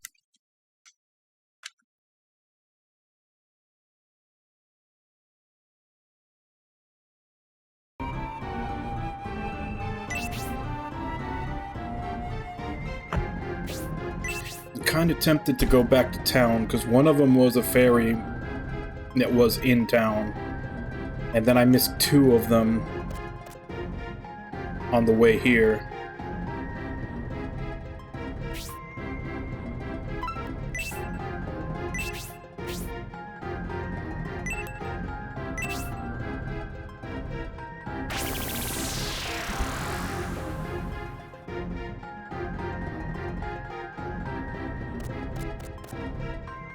Damn it, that was a waste of an angel wing.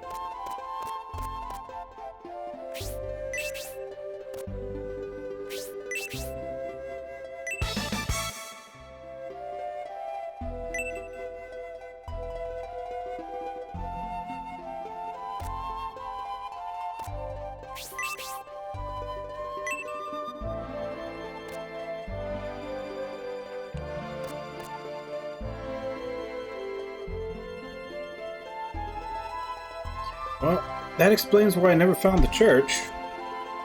I never went that way. I thought that was just another exit.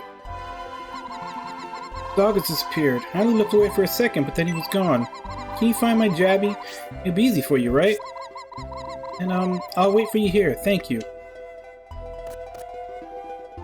And that's another thing I was supposed to find in the forest, is the kid's dog.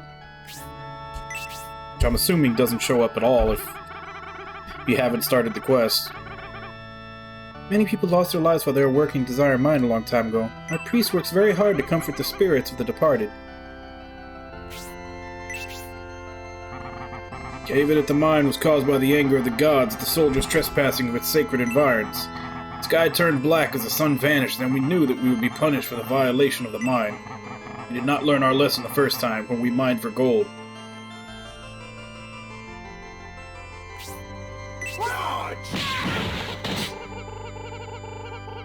The reason why this village has become desolate is because of human greed. Miners kept digging in search of wealth until they penetrated into the shrine beyond. Suddenly the sky blackened with seething rage, and the earth split asunder, forcing them to close the mine.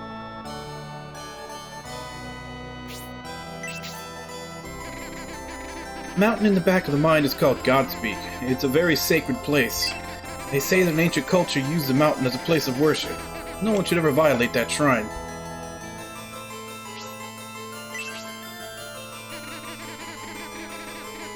If you need anything from our humble church, just bespeak me.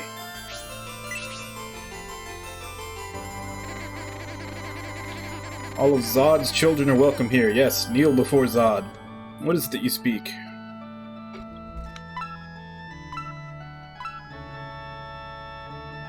Oh, there's class-ups in this. Actually, yeah, that makes sense. Even in original Shining Force, I think they got one class up.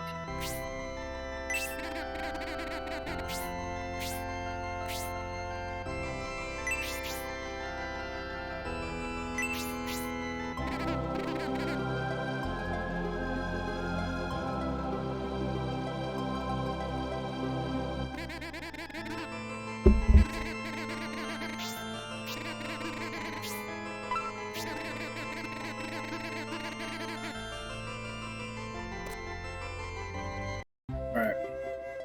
There's supposed to be an incubus in here.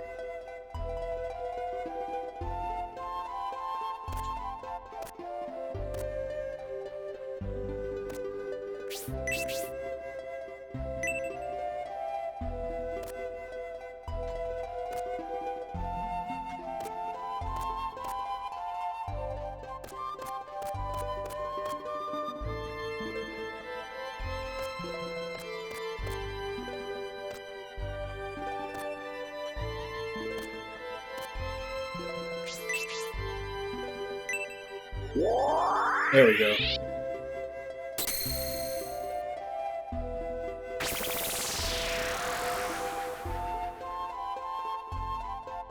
Montano. I think the little thing I read said that they attack to the right.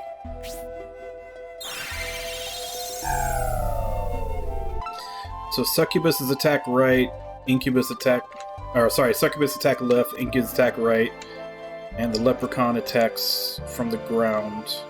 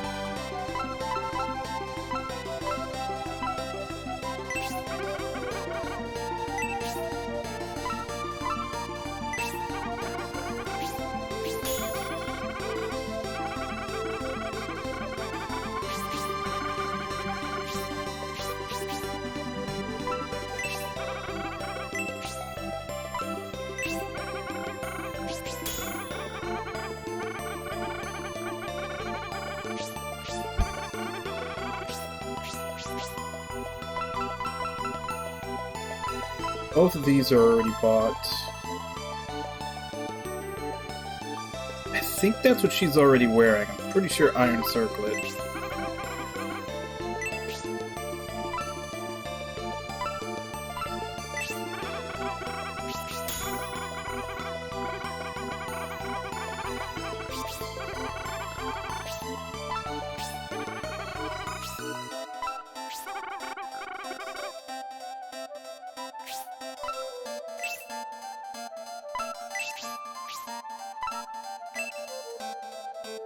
Yeah, she already had it, so I didn't need to buy that.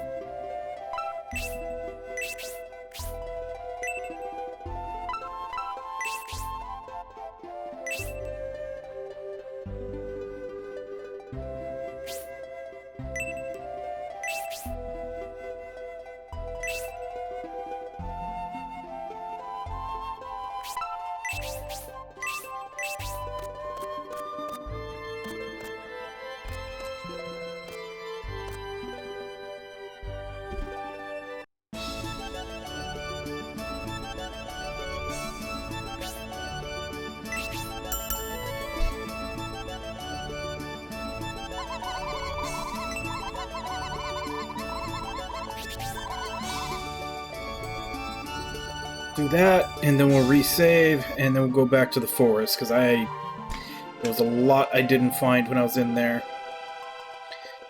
Basically, 2 pixies and the dog I need to find. I think there were a couple other things, but those are the 2 main ones.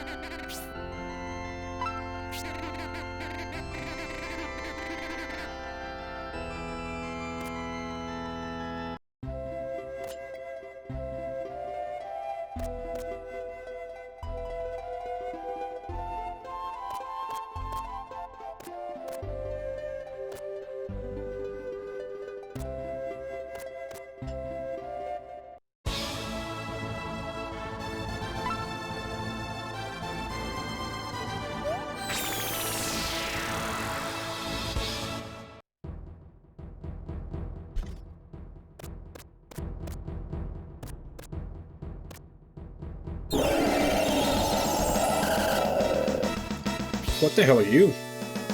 I didn't see you before in the whole time I was doing this.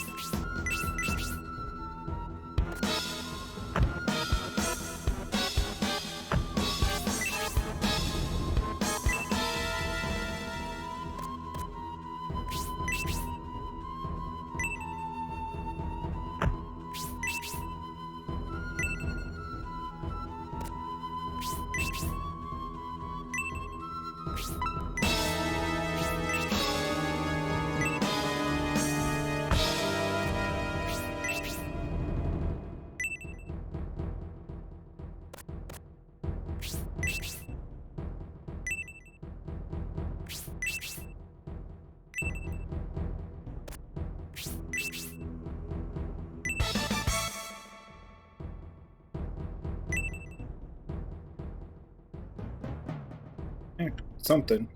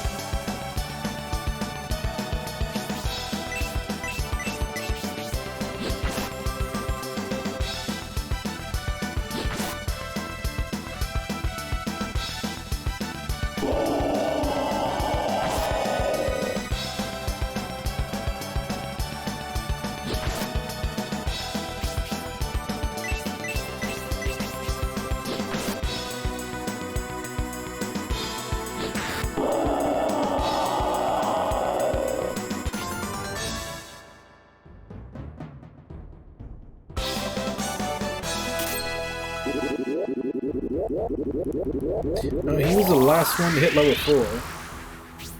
He got his illusion magic back.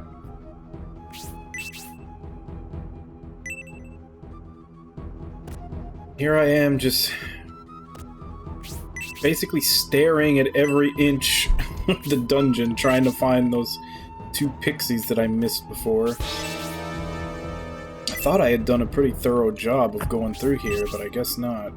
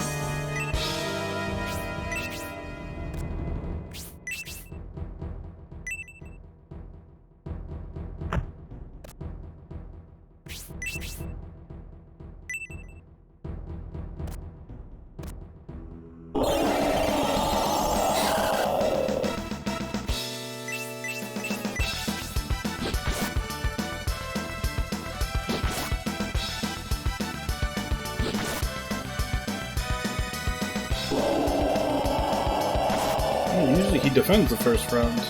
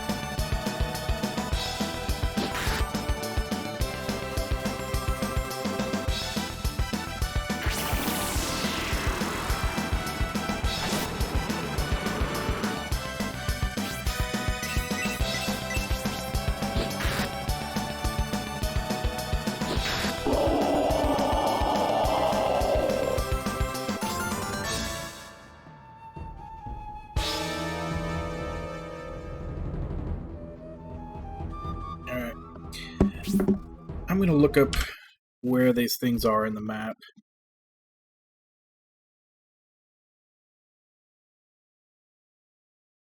Okay, so map. Go ahead and just let everybody else look with me.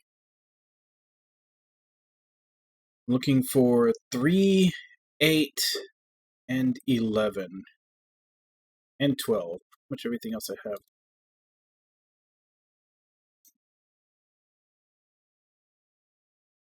Hopefully this will make it bigger. Nope.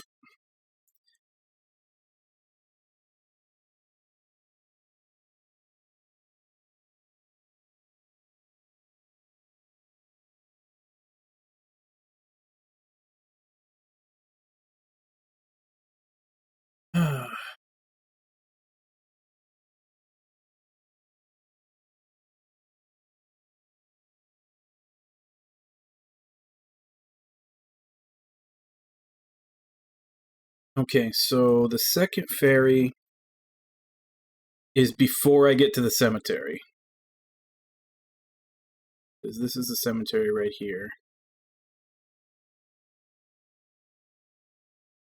I need 3, which would be over here.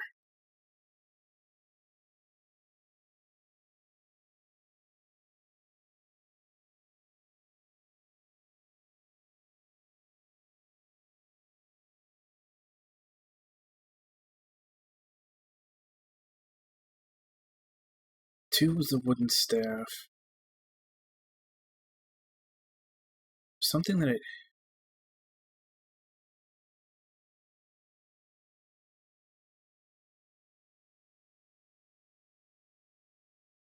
So I feel like there was something that I just found that was in the middle. I think it was the herb that was the one.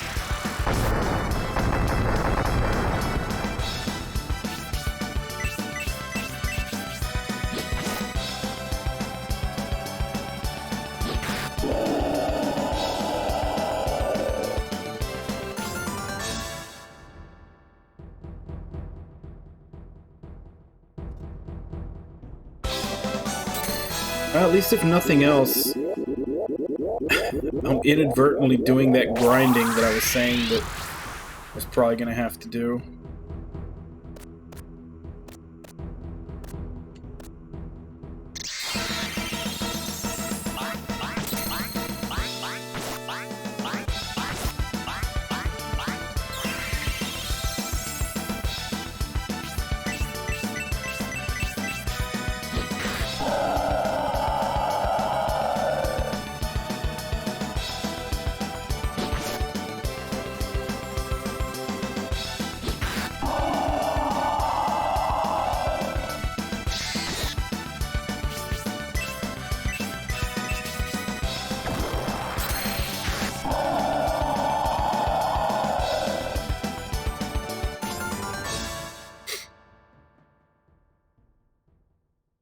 But at the very least, I don't know where I am.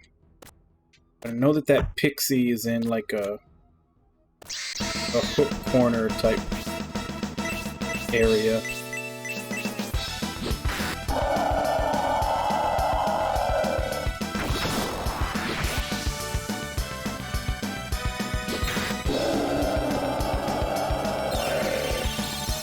Hey! Triple power attack, I think. It didn't actually say power attack for Melody, but I think that is her power attack, is when she heals herself.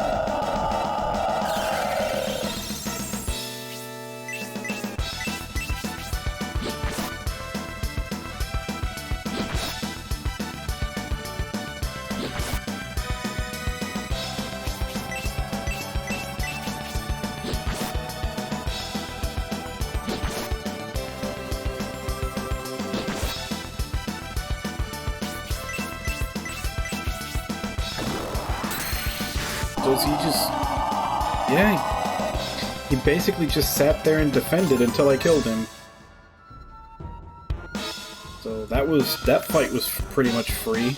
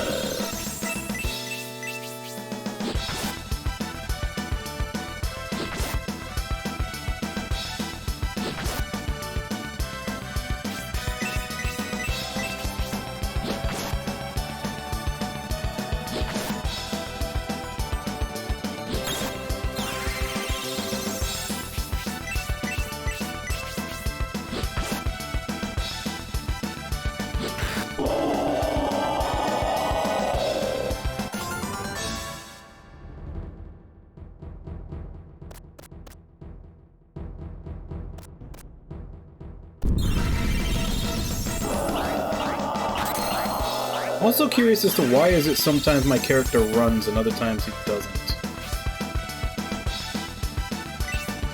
I feel like maybe there's a command for it that I'm missing.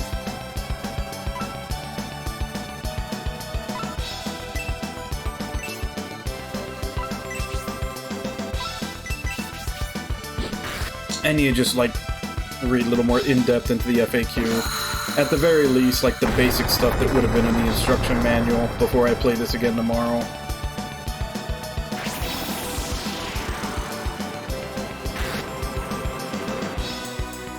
I also need to look around for a good source of dungeon maps for when I need to find stuff and I'm just completely lost.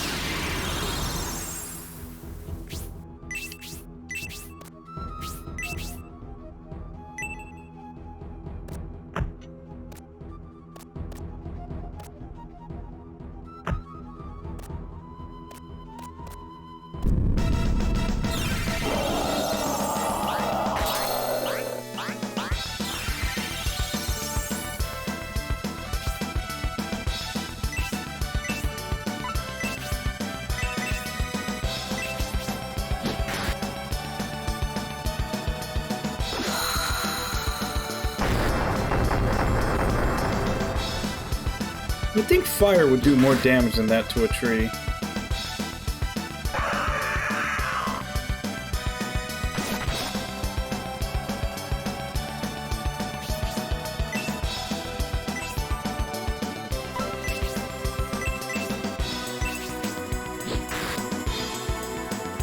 Also, at some point, need to try to figure out what the hell illusion does.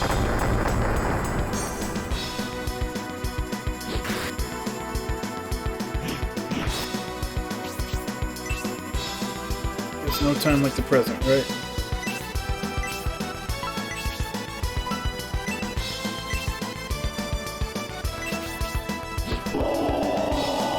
Unless, of course, it just dies before it goes off.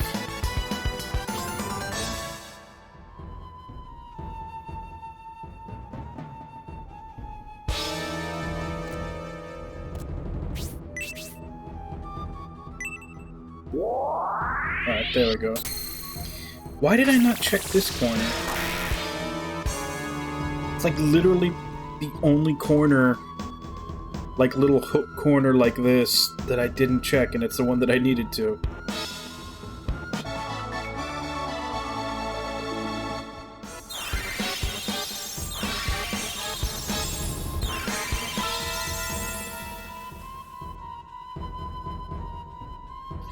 Okay, so the succubus is left and the incubus is right. I have no idea what the fairy is.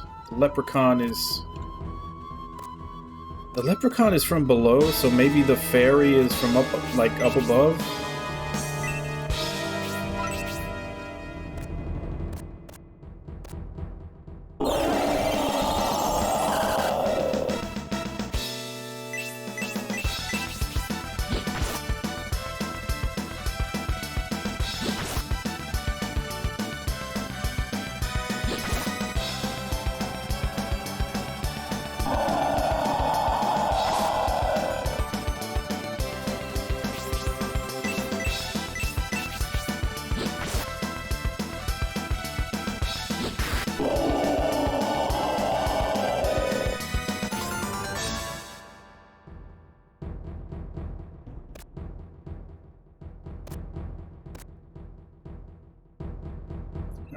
Take a look at the map again.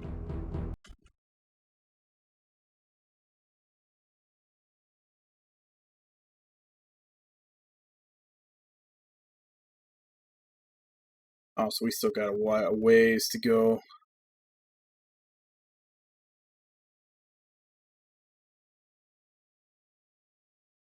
Because we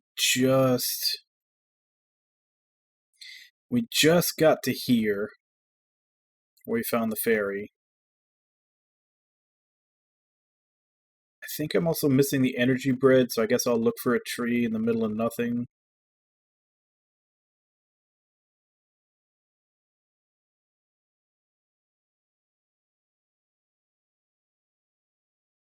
Then 8, 11, and 12 all just in a big clearing. Yeah, I got 4. I got both angel feathers. So I had two of them, and I wasted 1. Okay. Yeah, we still got a ways to go.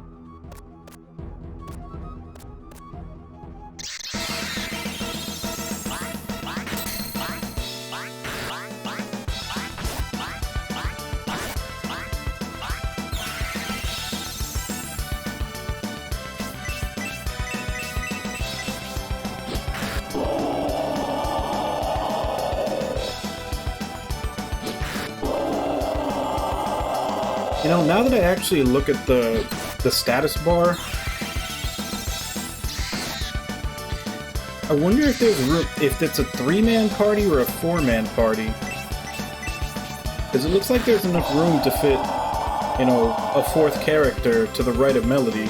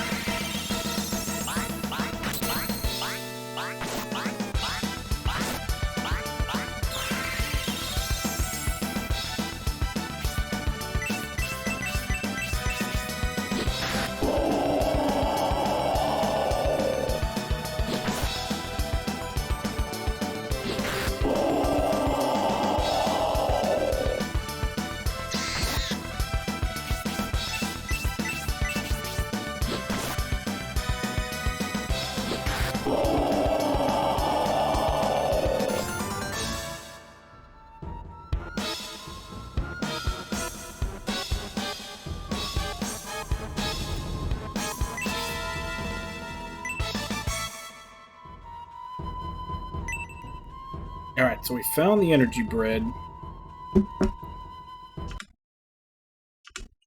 Which means, just for sake of knowing where we are, the energy bread, so we're here. Turn around, make a right.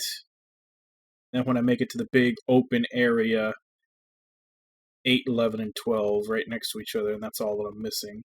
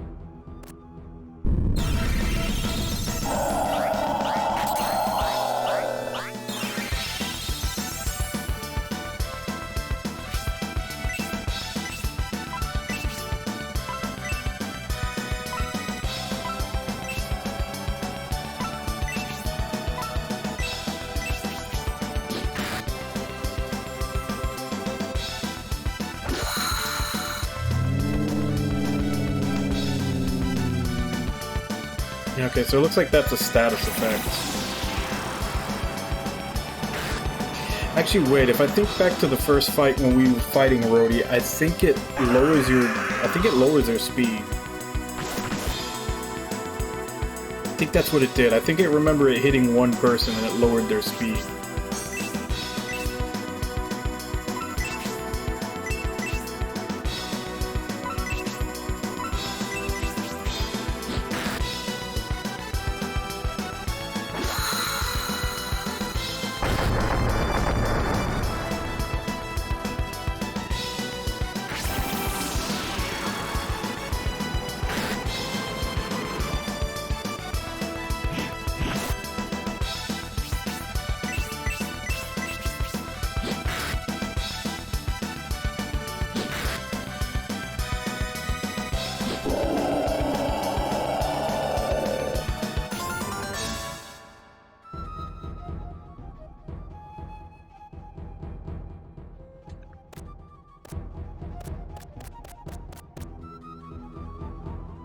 Yeah, I can actually see the dog now.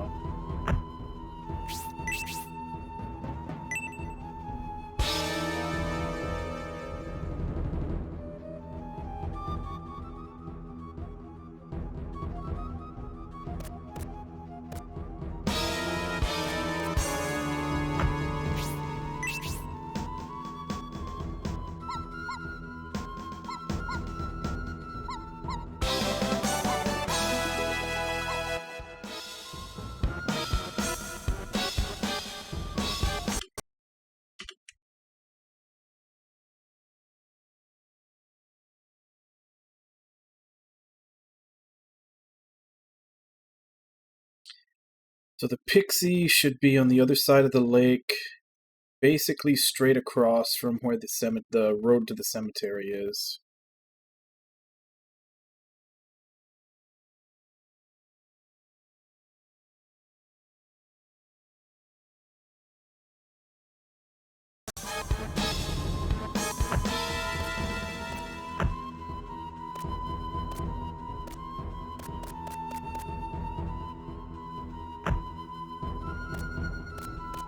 Huh, I did get that.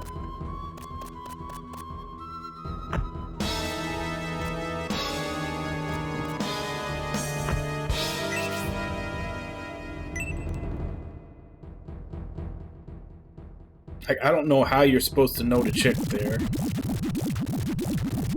This one... I guess because it says...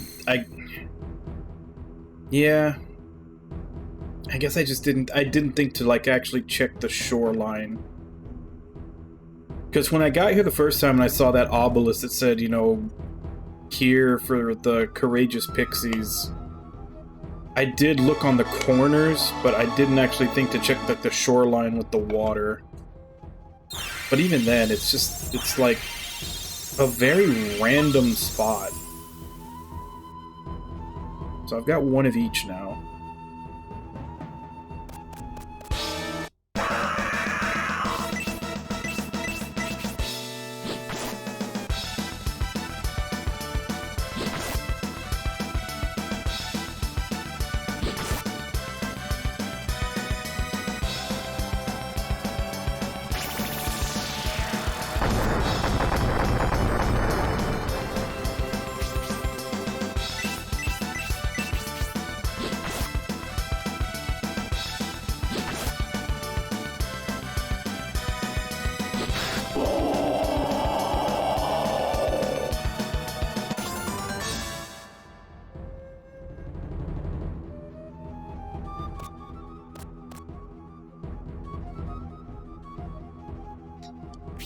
Actually, I'm supposed to return the dog now.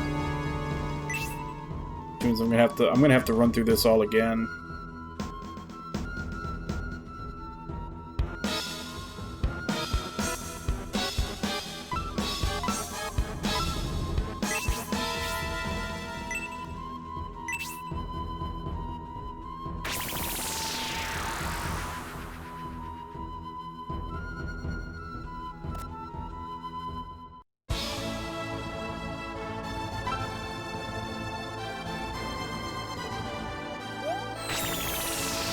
Yeah, because I have to return the dog to get one more pixie.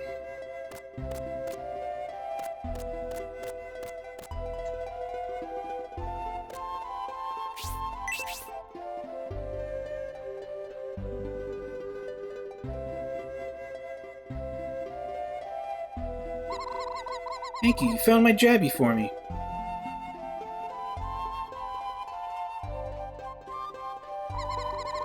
My Pixie says she wants to go with you.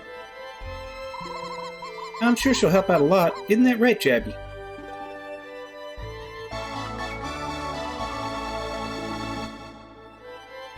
Thank you for helping out Jimmy. He took good care of me. When you encounter monsters, please call on me immediately. I'm sure I can assist you during your battles.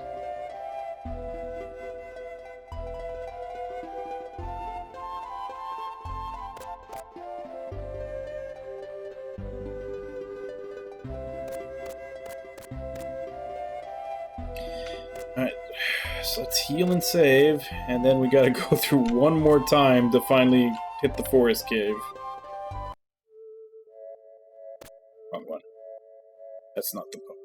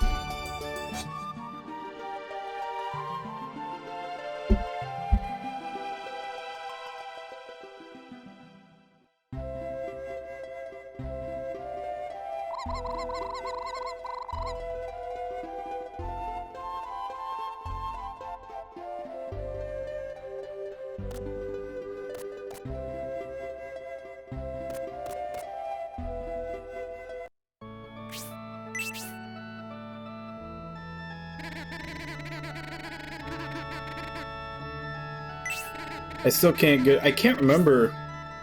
Was that the name of the god in, like, Shining Force and Shining in the Darkness? I still can't quite get over the fact that we're praying to Zod. Every time I hear Zod, I think of either Zod from Superman or Zod from Berserk. Both of which are, you know, main nemesis.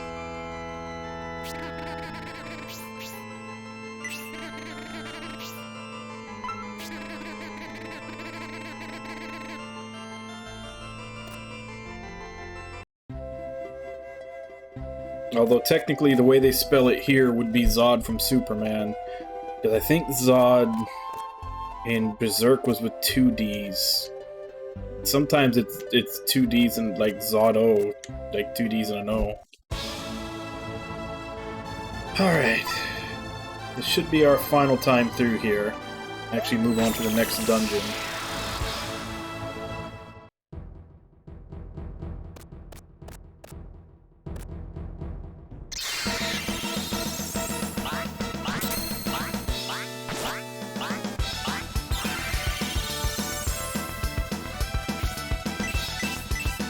Just follow all the signs that tell us how to get to the ponds.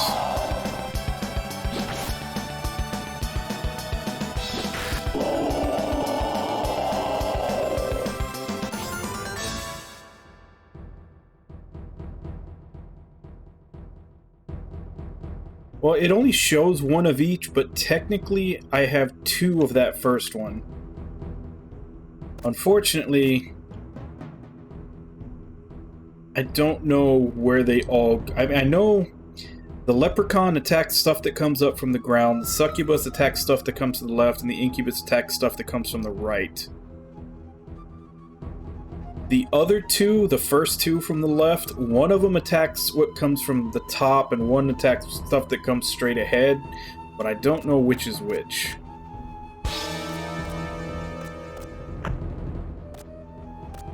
Haven't really tried them out anyway, since basically just stay on Leprechaun in this place because almost everything comes from the ground.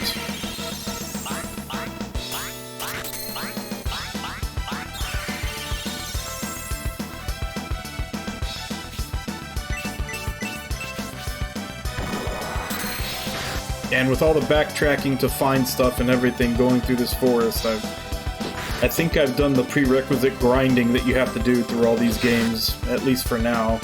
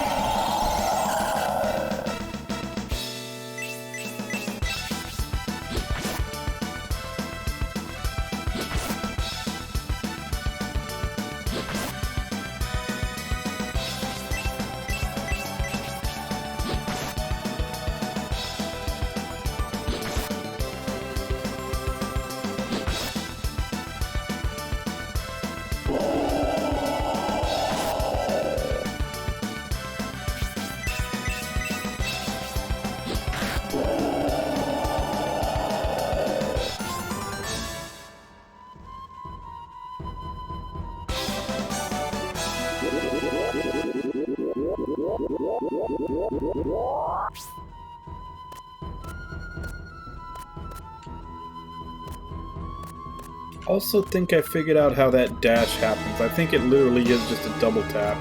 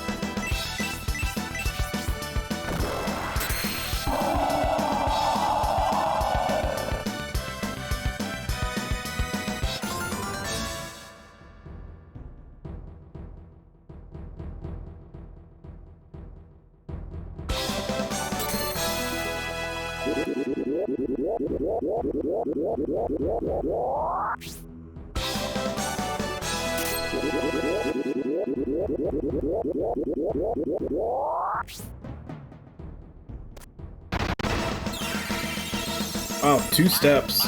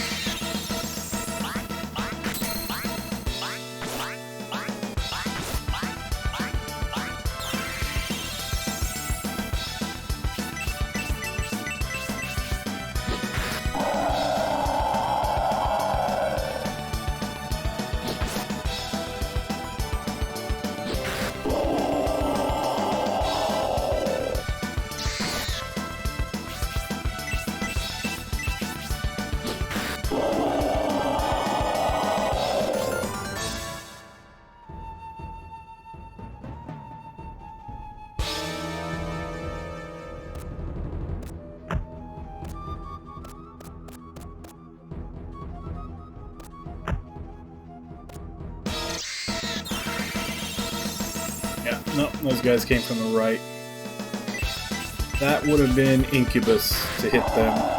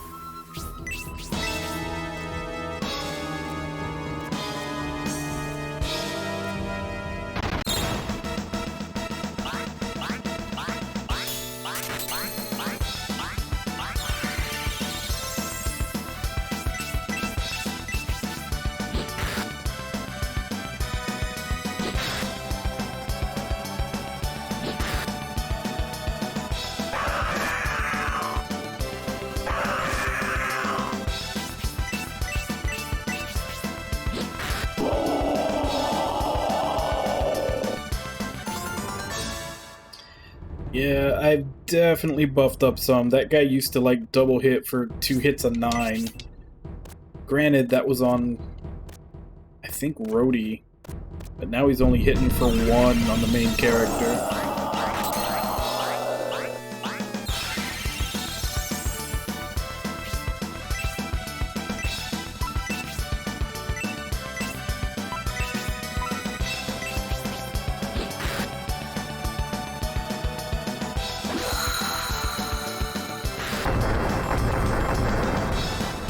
Which is good, because like that one random battle I fought in the next dungeon, like they were hitting pretty hard. That's part of the whole reason I decided to go back and look for all this stuff, is so I could also buy all the armor pieces I was missing.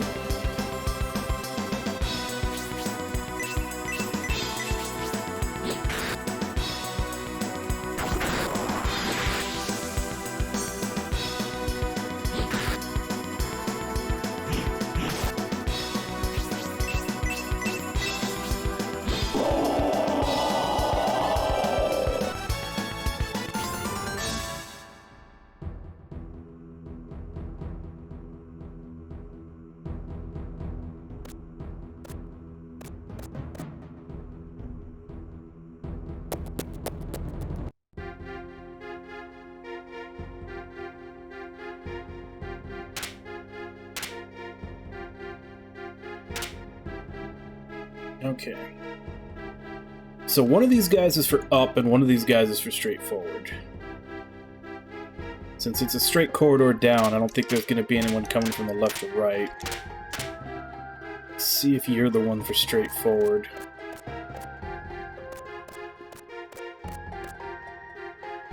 Of course, now left to right is an option.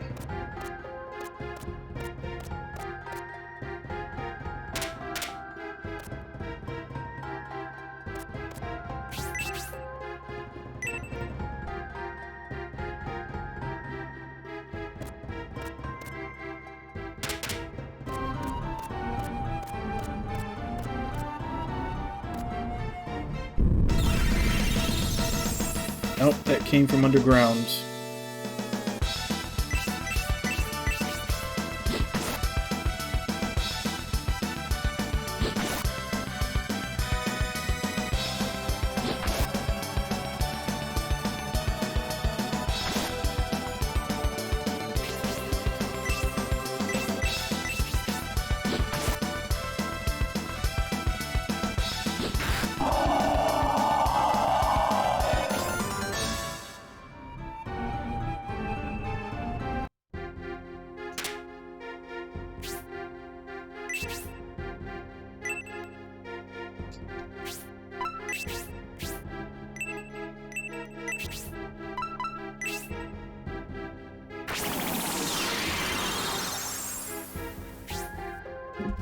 It's actually not so much to look at the map, but I do want to know what I need to find in this area.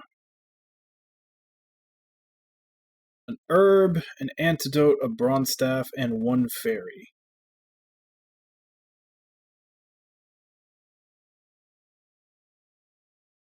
Oh, this is only in the first floor.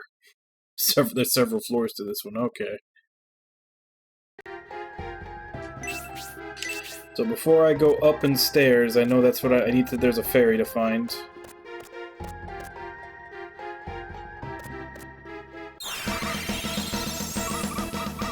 Nope, they came from the right.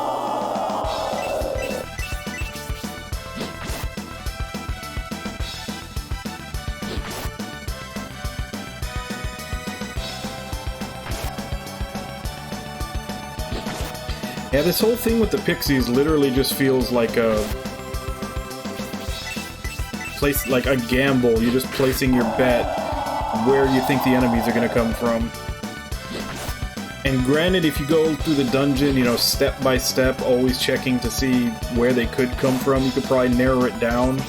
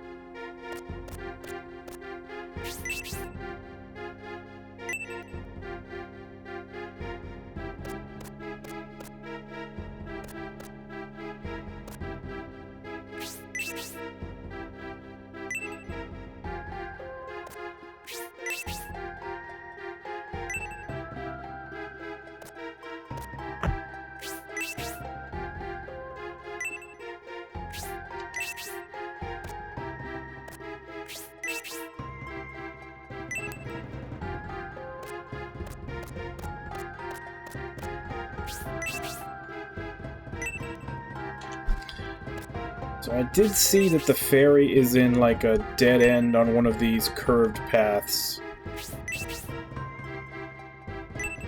Like a curved path to a dead end, and that's where she is.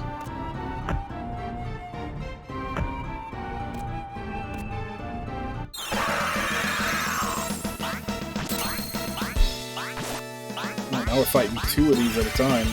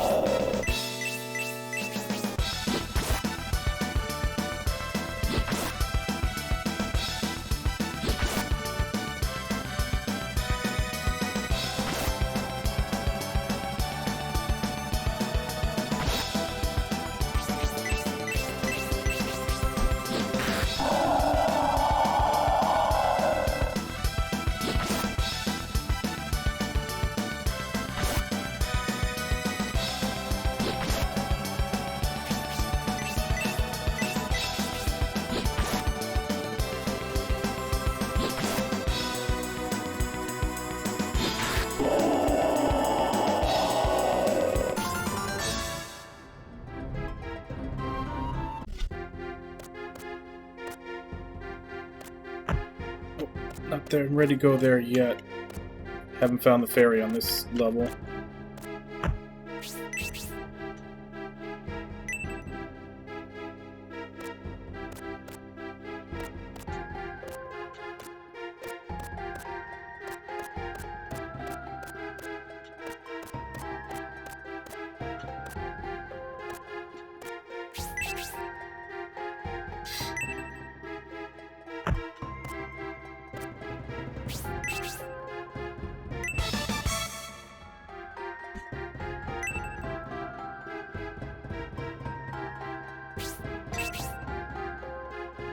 Alright, so that's where the antidote is. Let's see where I am in relation to that tree. So I'm here.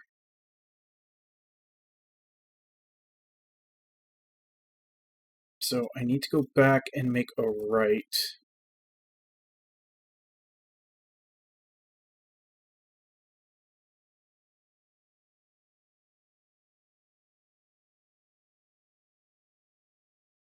Right, and that'll take me to 4. Go back out. Right. So basically just take every right turn I can, and I'll find all the items.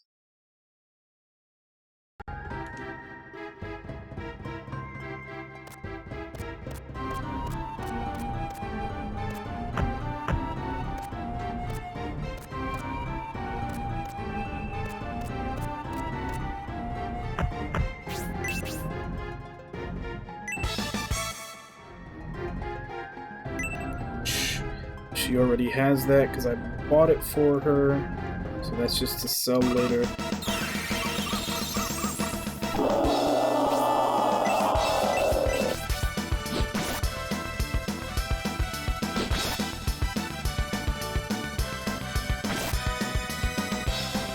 I wonder if you can actually change what pixie you're on while they're doing their animation to come on the screen.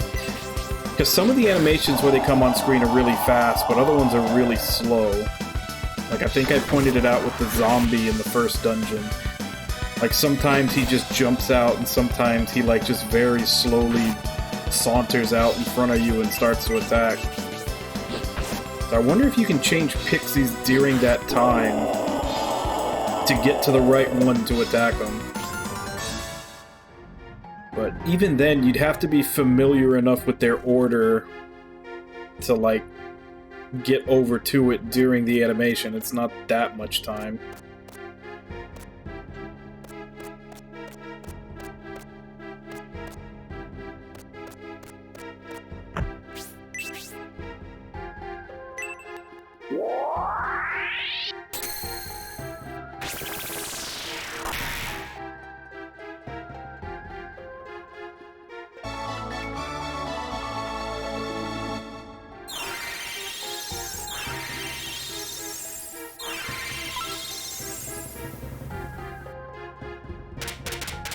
Now I have 2 of these and 2 of these. I think this is the one for straightforward.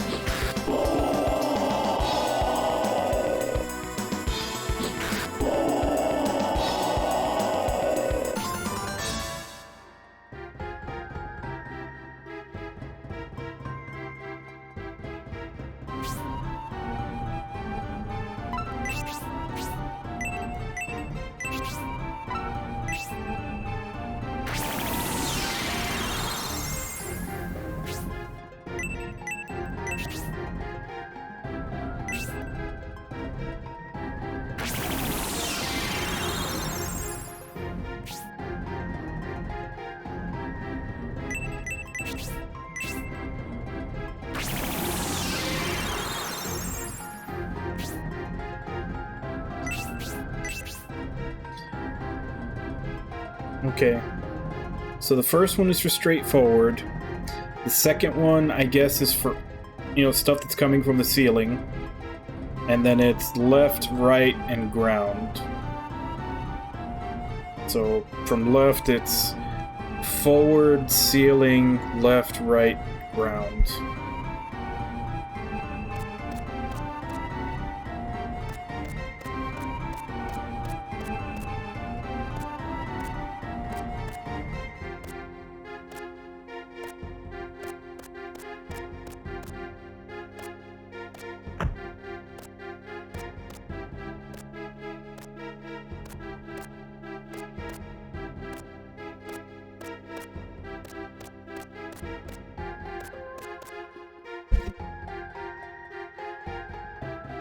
Alright, so let's check for the next floor.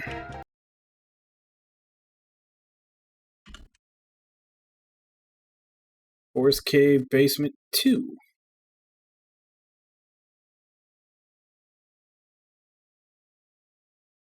And there's a lot here.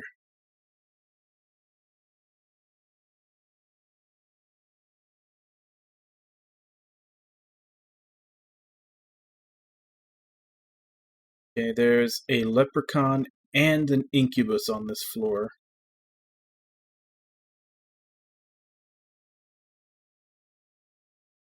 Leprechaun is...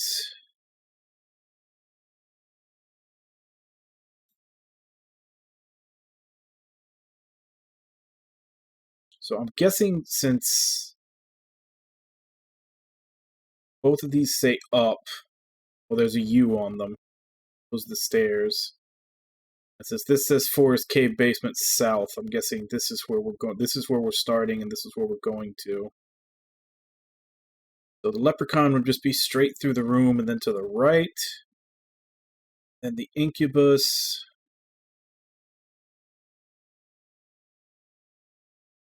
is there.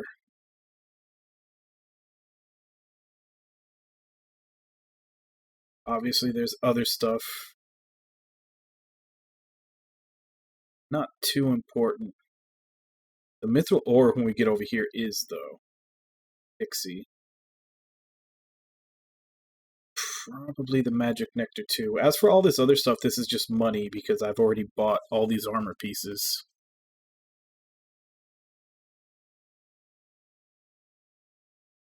Nectar is gonna be in the basically when there's two big rooms in a row, it's gonna be one of the rocks. Okay.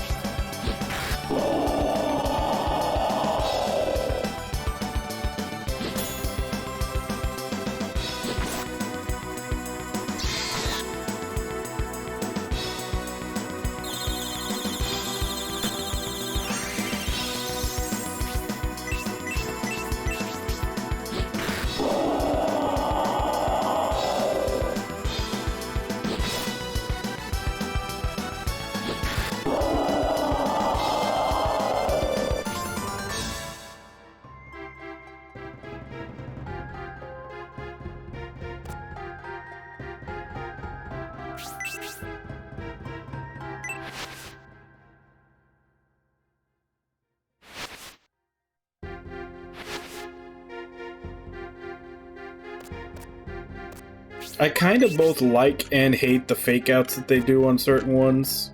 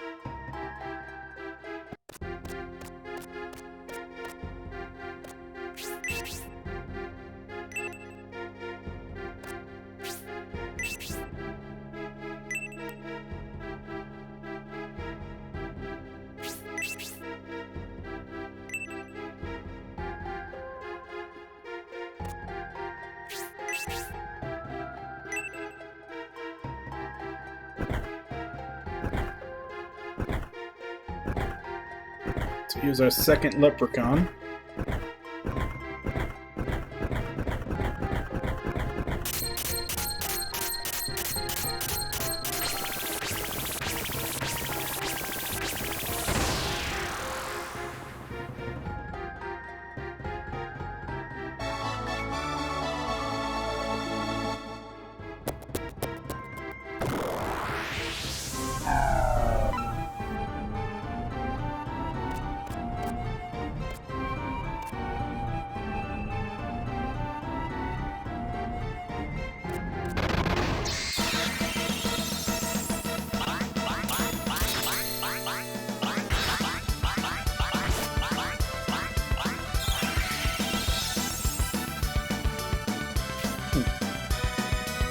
So it also looks like the enemies can come from two different directions, and as long as you pick one of them, it hits all of them. Because the skeletons came from underground, and the ghosts came from straight ahead, and since I threw out the straight ahead, it still got all of them.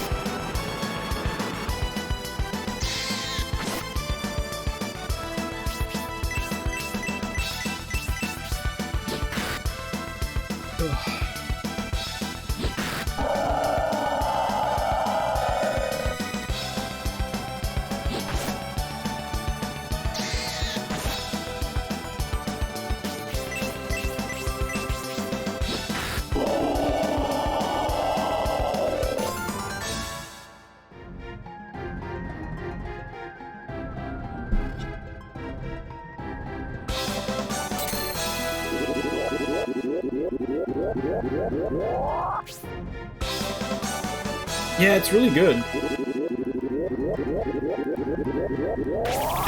At first, because it plays when we were fighting Rhodey at the beginning, I thought it might be the boss theme, but it seems like it's just the regular battle theme. I don't think we... Actually, no, we did fight a boss. We fought the Reaper. Can't remember if that was a different song or not. I was so focused on actually fighting him, I don't think I paid attention to whether or not it was a different song.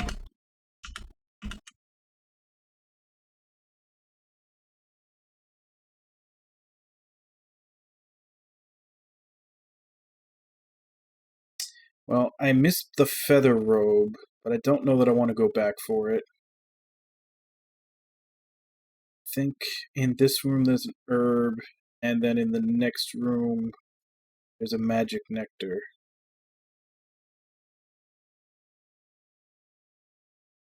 Oh crap, I might have missed the incubus. I need to check the rock formation in here. If I miss the incubus, then I definitely have to go back. It did? Okay. Yeah, a lot of times when I'm in a boss fight and I'm trying to, you know, pay attention to what I'm doing and everything, I don't really... Like, obviously I know the music is there, but I may not be paying attention to it too closely. There's the incubus, okay. So we're in the right spot still.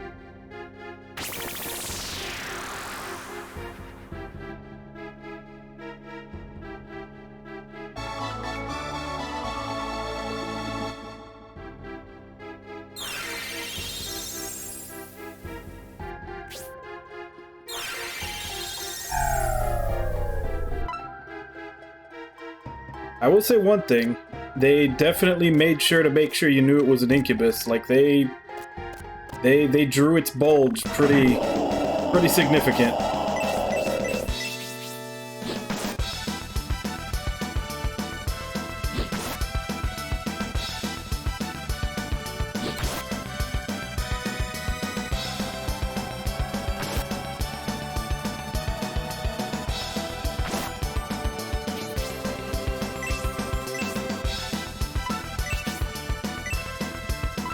Oh, she's got heal 2 now.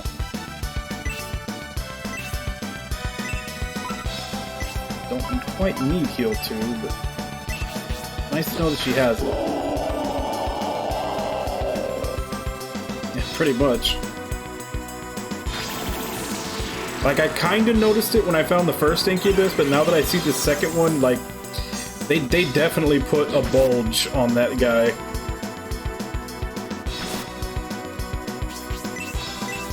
You mean you're not happy with them making the Mario golf and tennis games?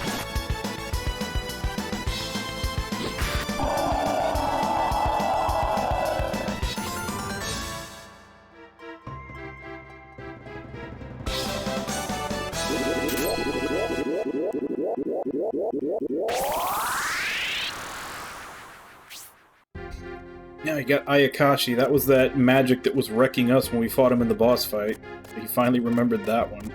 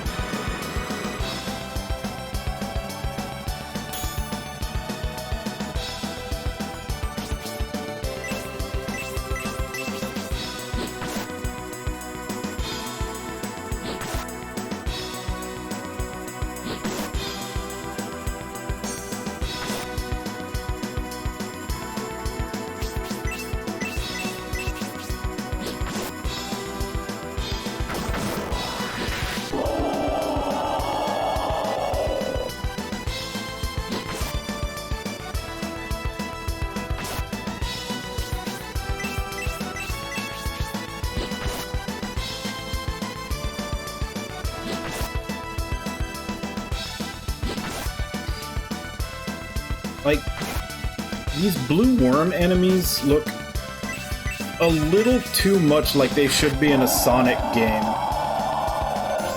Like, it's almost a little unsettling how much they look like they should be in a Sonic game.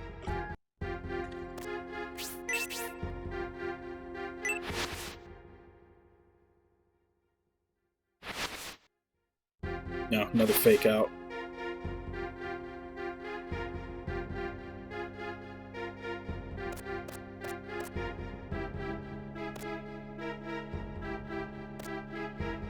Wait, am I... Crap, am I at the bottom, or...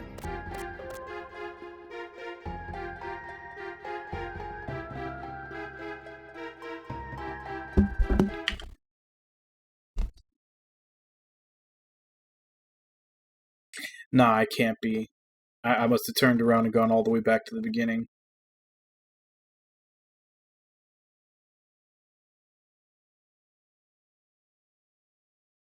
Yeah, that's what I did. Yeah, because there's a way longer path and there's no turn for the south stairs. Alright.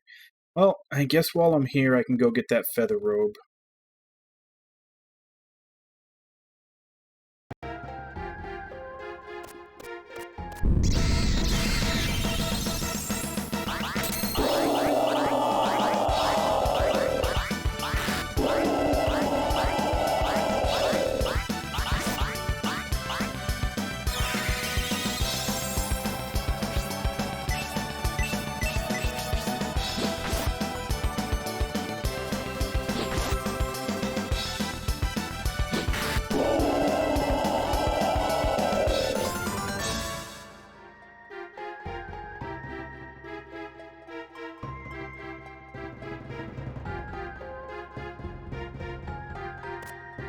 Now, it keeps talking about how the Pixies are getting experience points, but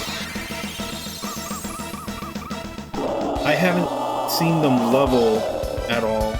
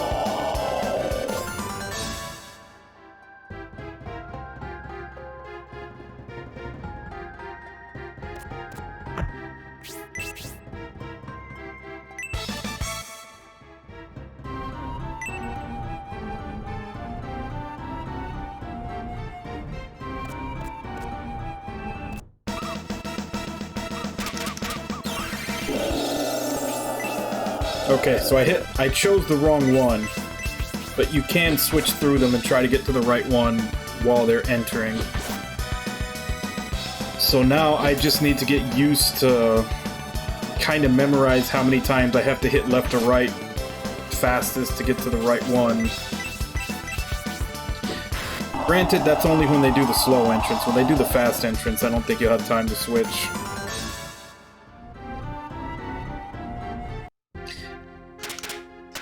I hit it one time too many. I hit left 3 times and got to here. I needed to hit it 2 times to get to the one that's right. But that's good to know. That's an interesting mechanic that, you know, sometimes you don't have time to switch because they do like a fast entrance, and sometimes you do when they do a slow one. Like there, that was a fast one. I didn't have time to switch.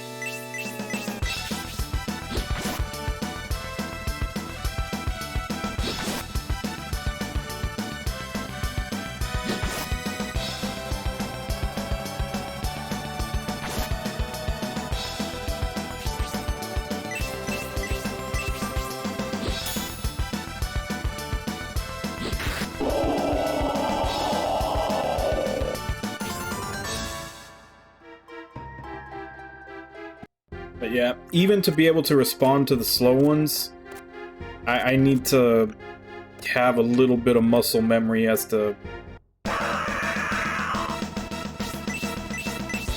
how many clicks left. Like, I need to pick one pixie and then memorize how many lefts or rights on the control pad to get to the other ones.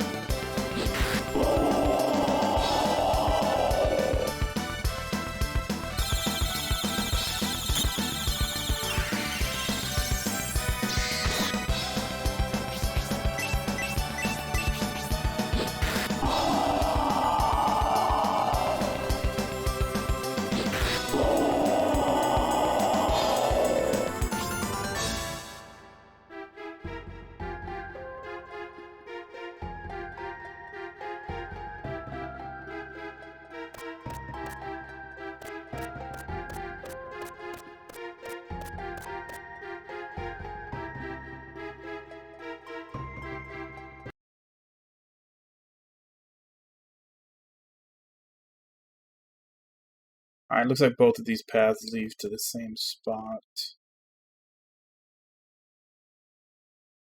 I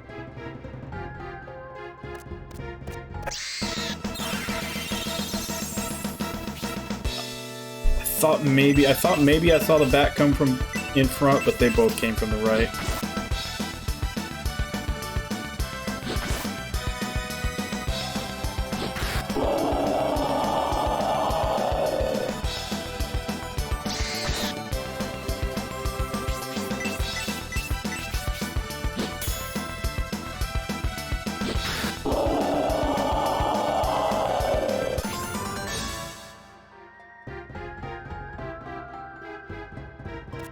This is actually a really good idea.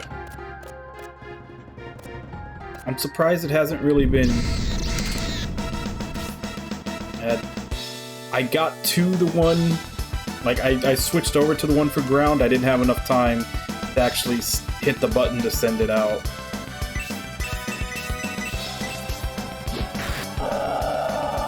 But this is actually a really good idea for, like, exploration and starting encounters. Maybe they could, you know, make it a little more streamlined. Like, maybe... I don't know. maybe have every pixie like assigned to a certain button so that you just press the right button when you see them. Like you could eliminate the slow. You could eliminate the slow encounters where they come into the place slowly. Just do the fast ones. But instead of having to cycle through with L and R to get to the right pixie, just assign each one to a certain button. And then you just press the right button, like make sure you press the right button when they come out. But it's a good idea. I'm surprised it wasn't, like, no one tried to use it and iterate it and maybe make it, you know, a little more intuitive. I'm sure it'll be really good here too once I get the muscle memory down for it, but it could definitely be made a little more intuitive so that it's useful from, like, well, more useful from the beginning.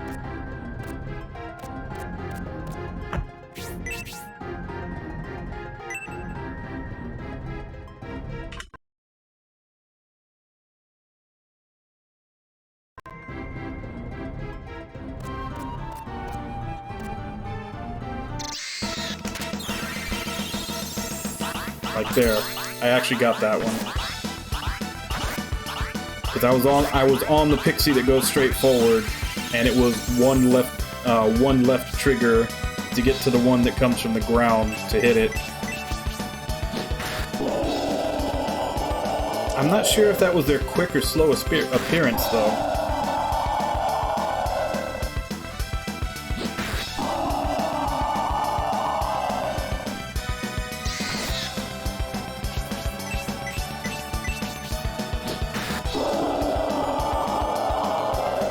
But I don't know, it's just, it's kind of sad, really. Like, you do see a lot of indie developers making, you know, JRPG style games, but they're always copying the exact same ones. Like, it's always like, oh, this is a spiritual successor to Chrono Trigger. This is a spiritual successor to Earthbound. This is a spiritual successor to Final Fantasy VI. Like, they're all copying the exact same ones. And there's so many other JRPGs, especially, like, some of the lesser known ones. Like, obviously this one never got popular or super popular because it was on the Saturn. There's so many of them that have, like, really good ideas in them that could be put into something. Like, the same reason why no one uses them is the same reason why they would be so good to put into a game. Like, no one would have ever really seen this stuff before. Like, had I played an indie game that used this pixie system before I played this, I never would have assumed that they got it from this. I would have just been like, oh man, that's a really cool mechanic they came up with. That's the first one I've seen come from the ceiling.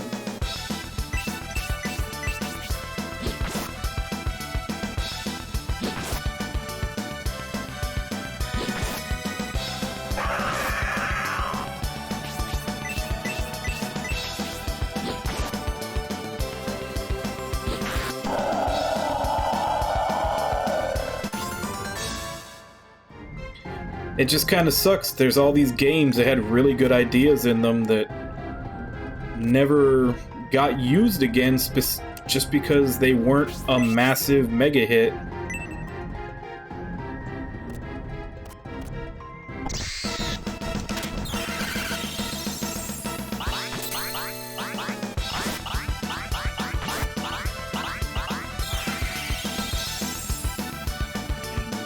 Since I am nowhere near being done with this place or near the exit, I think I'm gonna have to save state after this battle and call it.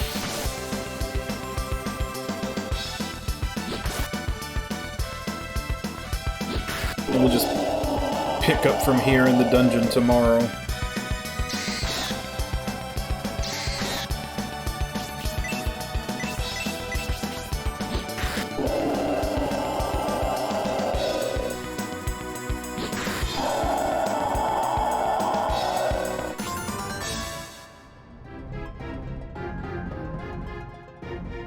like, granted, I know, like, the big thing now is that nobody wants to do random encounters. Like, that's the big thing, is that no one wants to do random encounters, and you kind of have to do random encounters, especially in a first person, in order to do this system. Which, scratch that, I take that back. There's still a lot of first-person dungeon crawlers, and first-person dungeon crawlers almost all the time use random encounters. So there's no reason why one of them couldn't, like, take inspiration from this.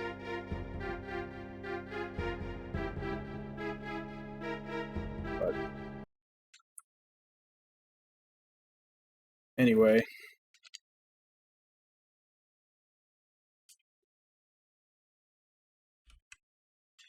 Yeah, that's going to be where we stop for today. We'll continue tomorrow, and I'll probably try to look over an FAQ, at the very least, to see the information that I should have already known from a instruction manual that obviously I don't have. But yeah, it's just, I don't know. It's just one of those things that's slightly aggravating, that it's that same tiny pool of games that everybody always wants to draw inspiration from when they're making their, like, when they're making new games. Like, it's always the same ones that they always say, like, oh, we drew our inspiration from this, you know, like everybody else did.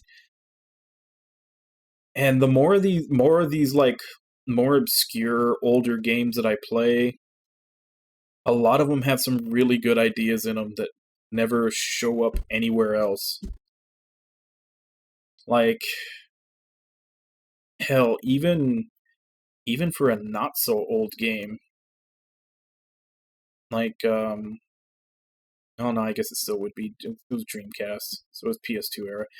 But like, the ship-to-ship battles in Skies of Arcadia, I don't think I've seen another game, like, pull inspiration from that. And they're really fun, and they're fun, they're interesting, and they're cinematic. I haven't seen them really be used anywhere. Granted, I haven't played every game out there, but I've played quite a few, and I haven't seen any of them use it. And even the combat system from Panzer Dragoon Saga, that was another one that was unique. It almost felt like a proto version of those Skies of Arcadia ship battles. Like, very, very, like a very, very proto-alpha version of them. But it was the main battle system, whereas in Skies of Arcadia, they were like, you know, kind of, I think it was only like 5 or 6 of them, something like that. Like, there was like 5 or 6 boss battles with ship-to-ship battles, and then, you know, some random encounters that you could come by with pirates. I'm trying to think of more examples, but I know there's several. I can't think of them now, but there's a lot of different little things, like the shaman system from Breath of Fire 2. I would, like, when I played that, I was super surprised that I haven't seen anything really like that.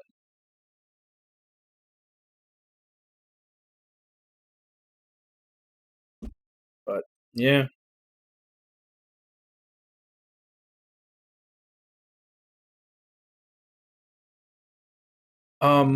Also, like, this one I always remember because it was the very first JRPG I ever played, but Phantasy Star 3.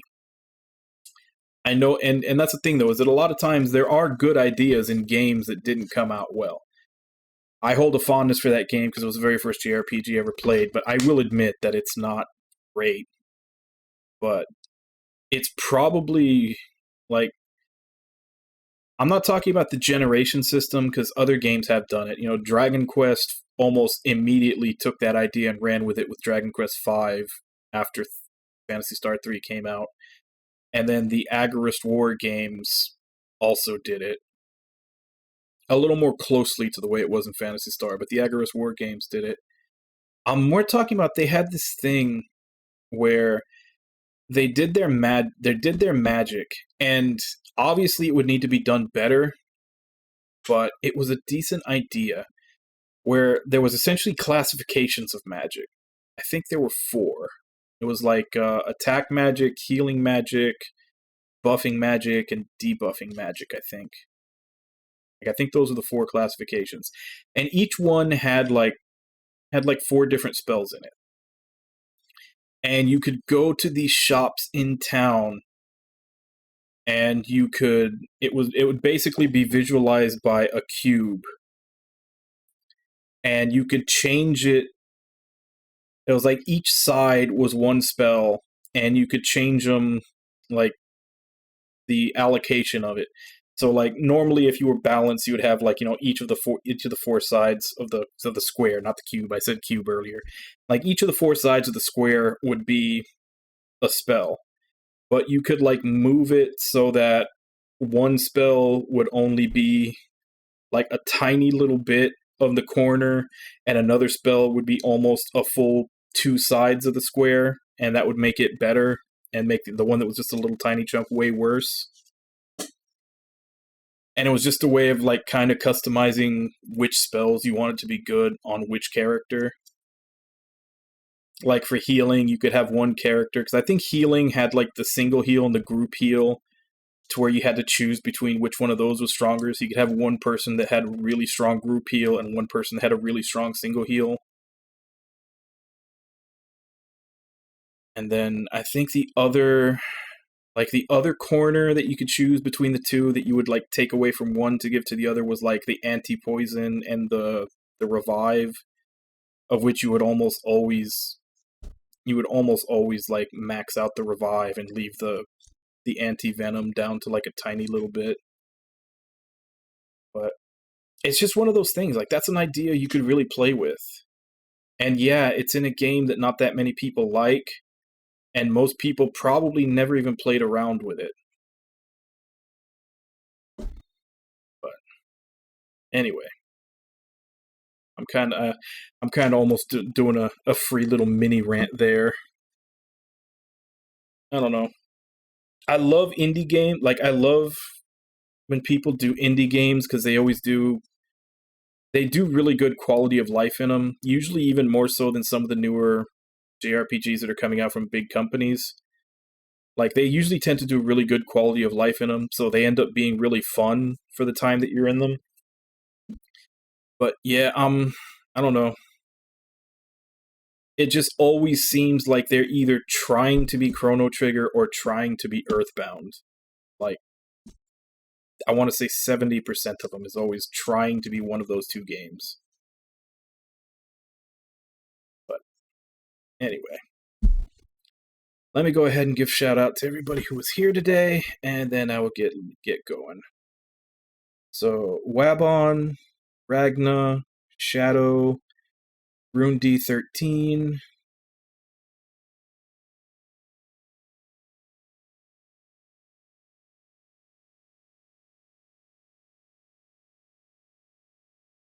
Nami. Thank you all for coming in and chatting with me while I play. Thank you, Rune D13, for the raid, and thank you to anybody else who may have been lurking and watching. We'll continue this tomorrow, same time, 2 a.m. Central Standard Time. Check schedule below for what time that is in your area. I have it save stated, so we'll be continuing from right where I left off in the middle of that dungeon. And as for right now, let me see if I can find someone to raid. Yeah, and there's a few out there.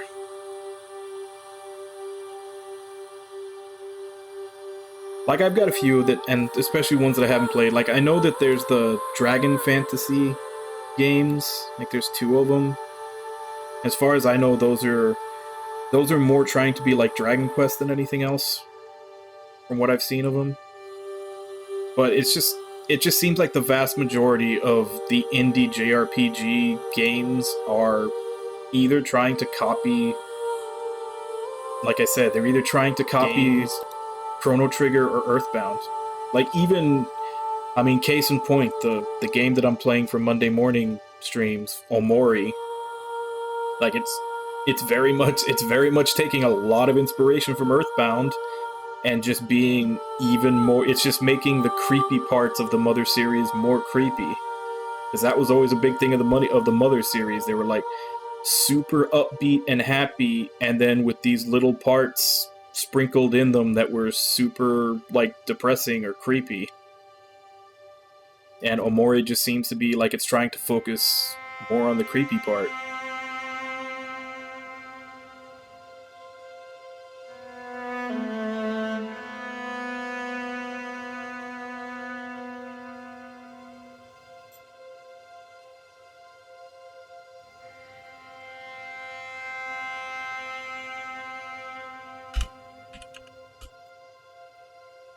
Alright, so let's go ahead and raid Razi, who is currently playing Final Fantasy II. I didn't check. It might be the Pixel remaster. So if nothing else, I get to take a look at how that Pixel remaster turned out, since it's getting review bombed by people who are mad that it's not on console. But anyway, as per usual, let's go ahead and jump in, say hi. Hope to see you all next time, and until then. Bye-bye, everybody!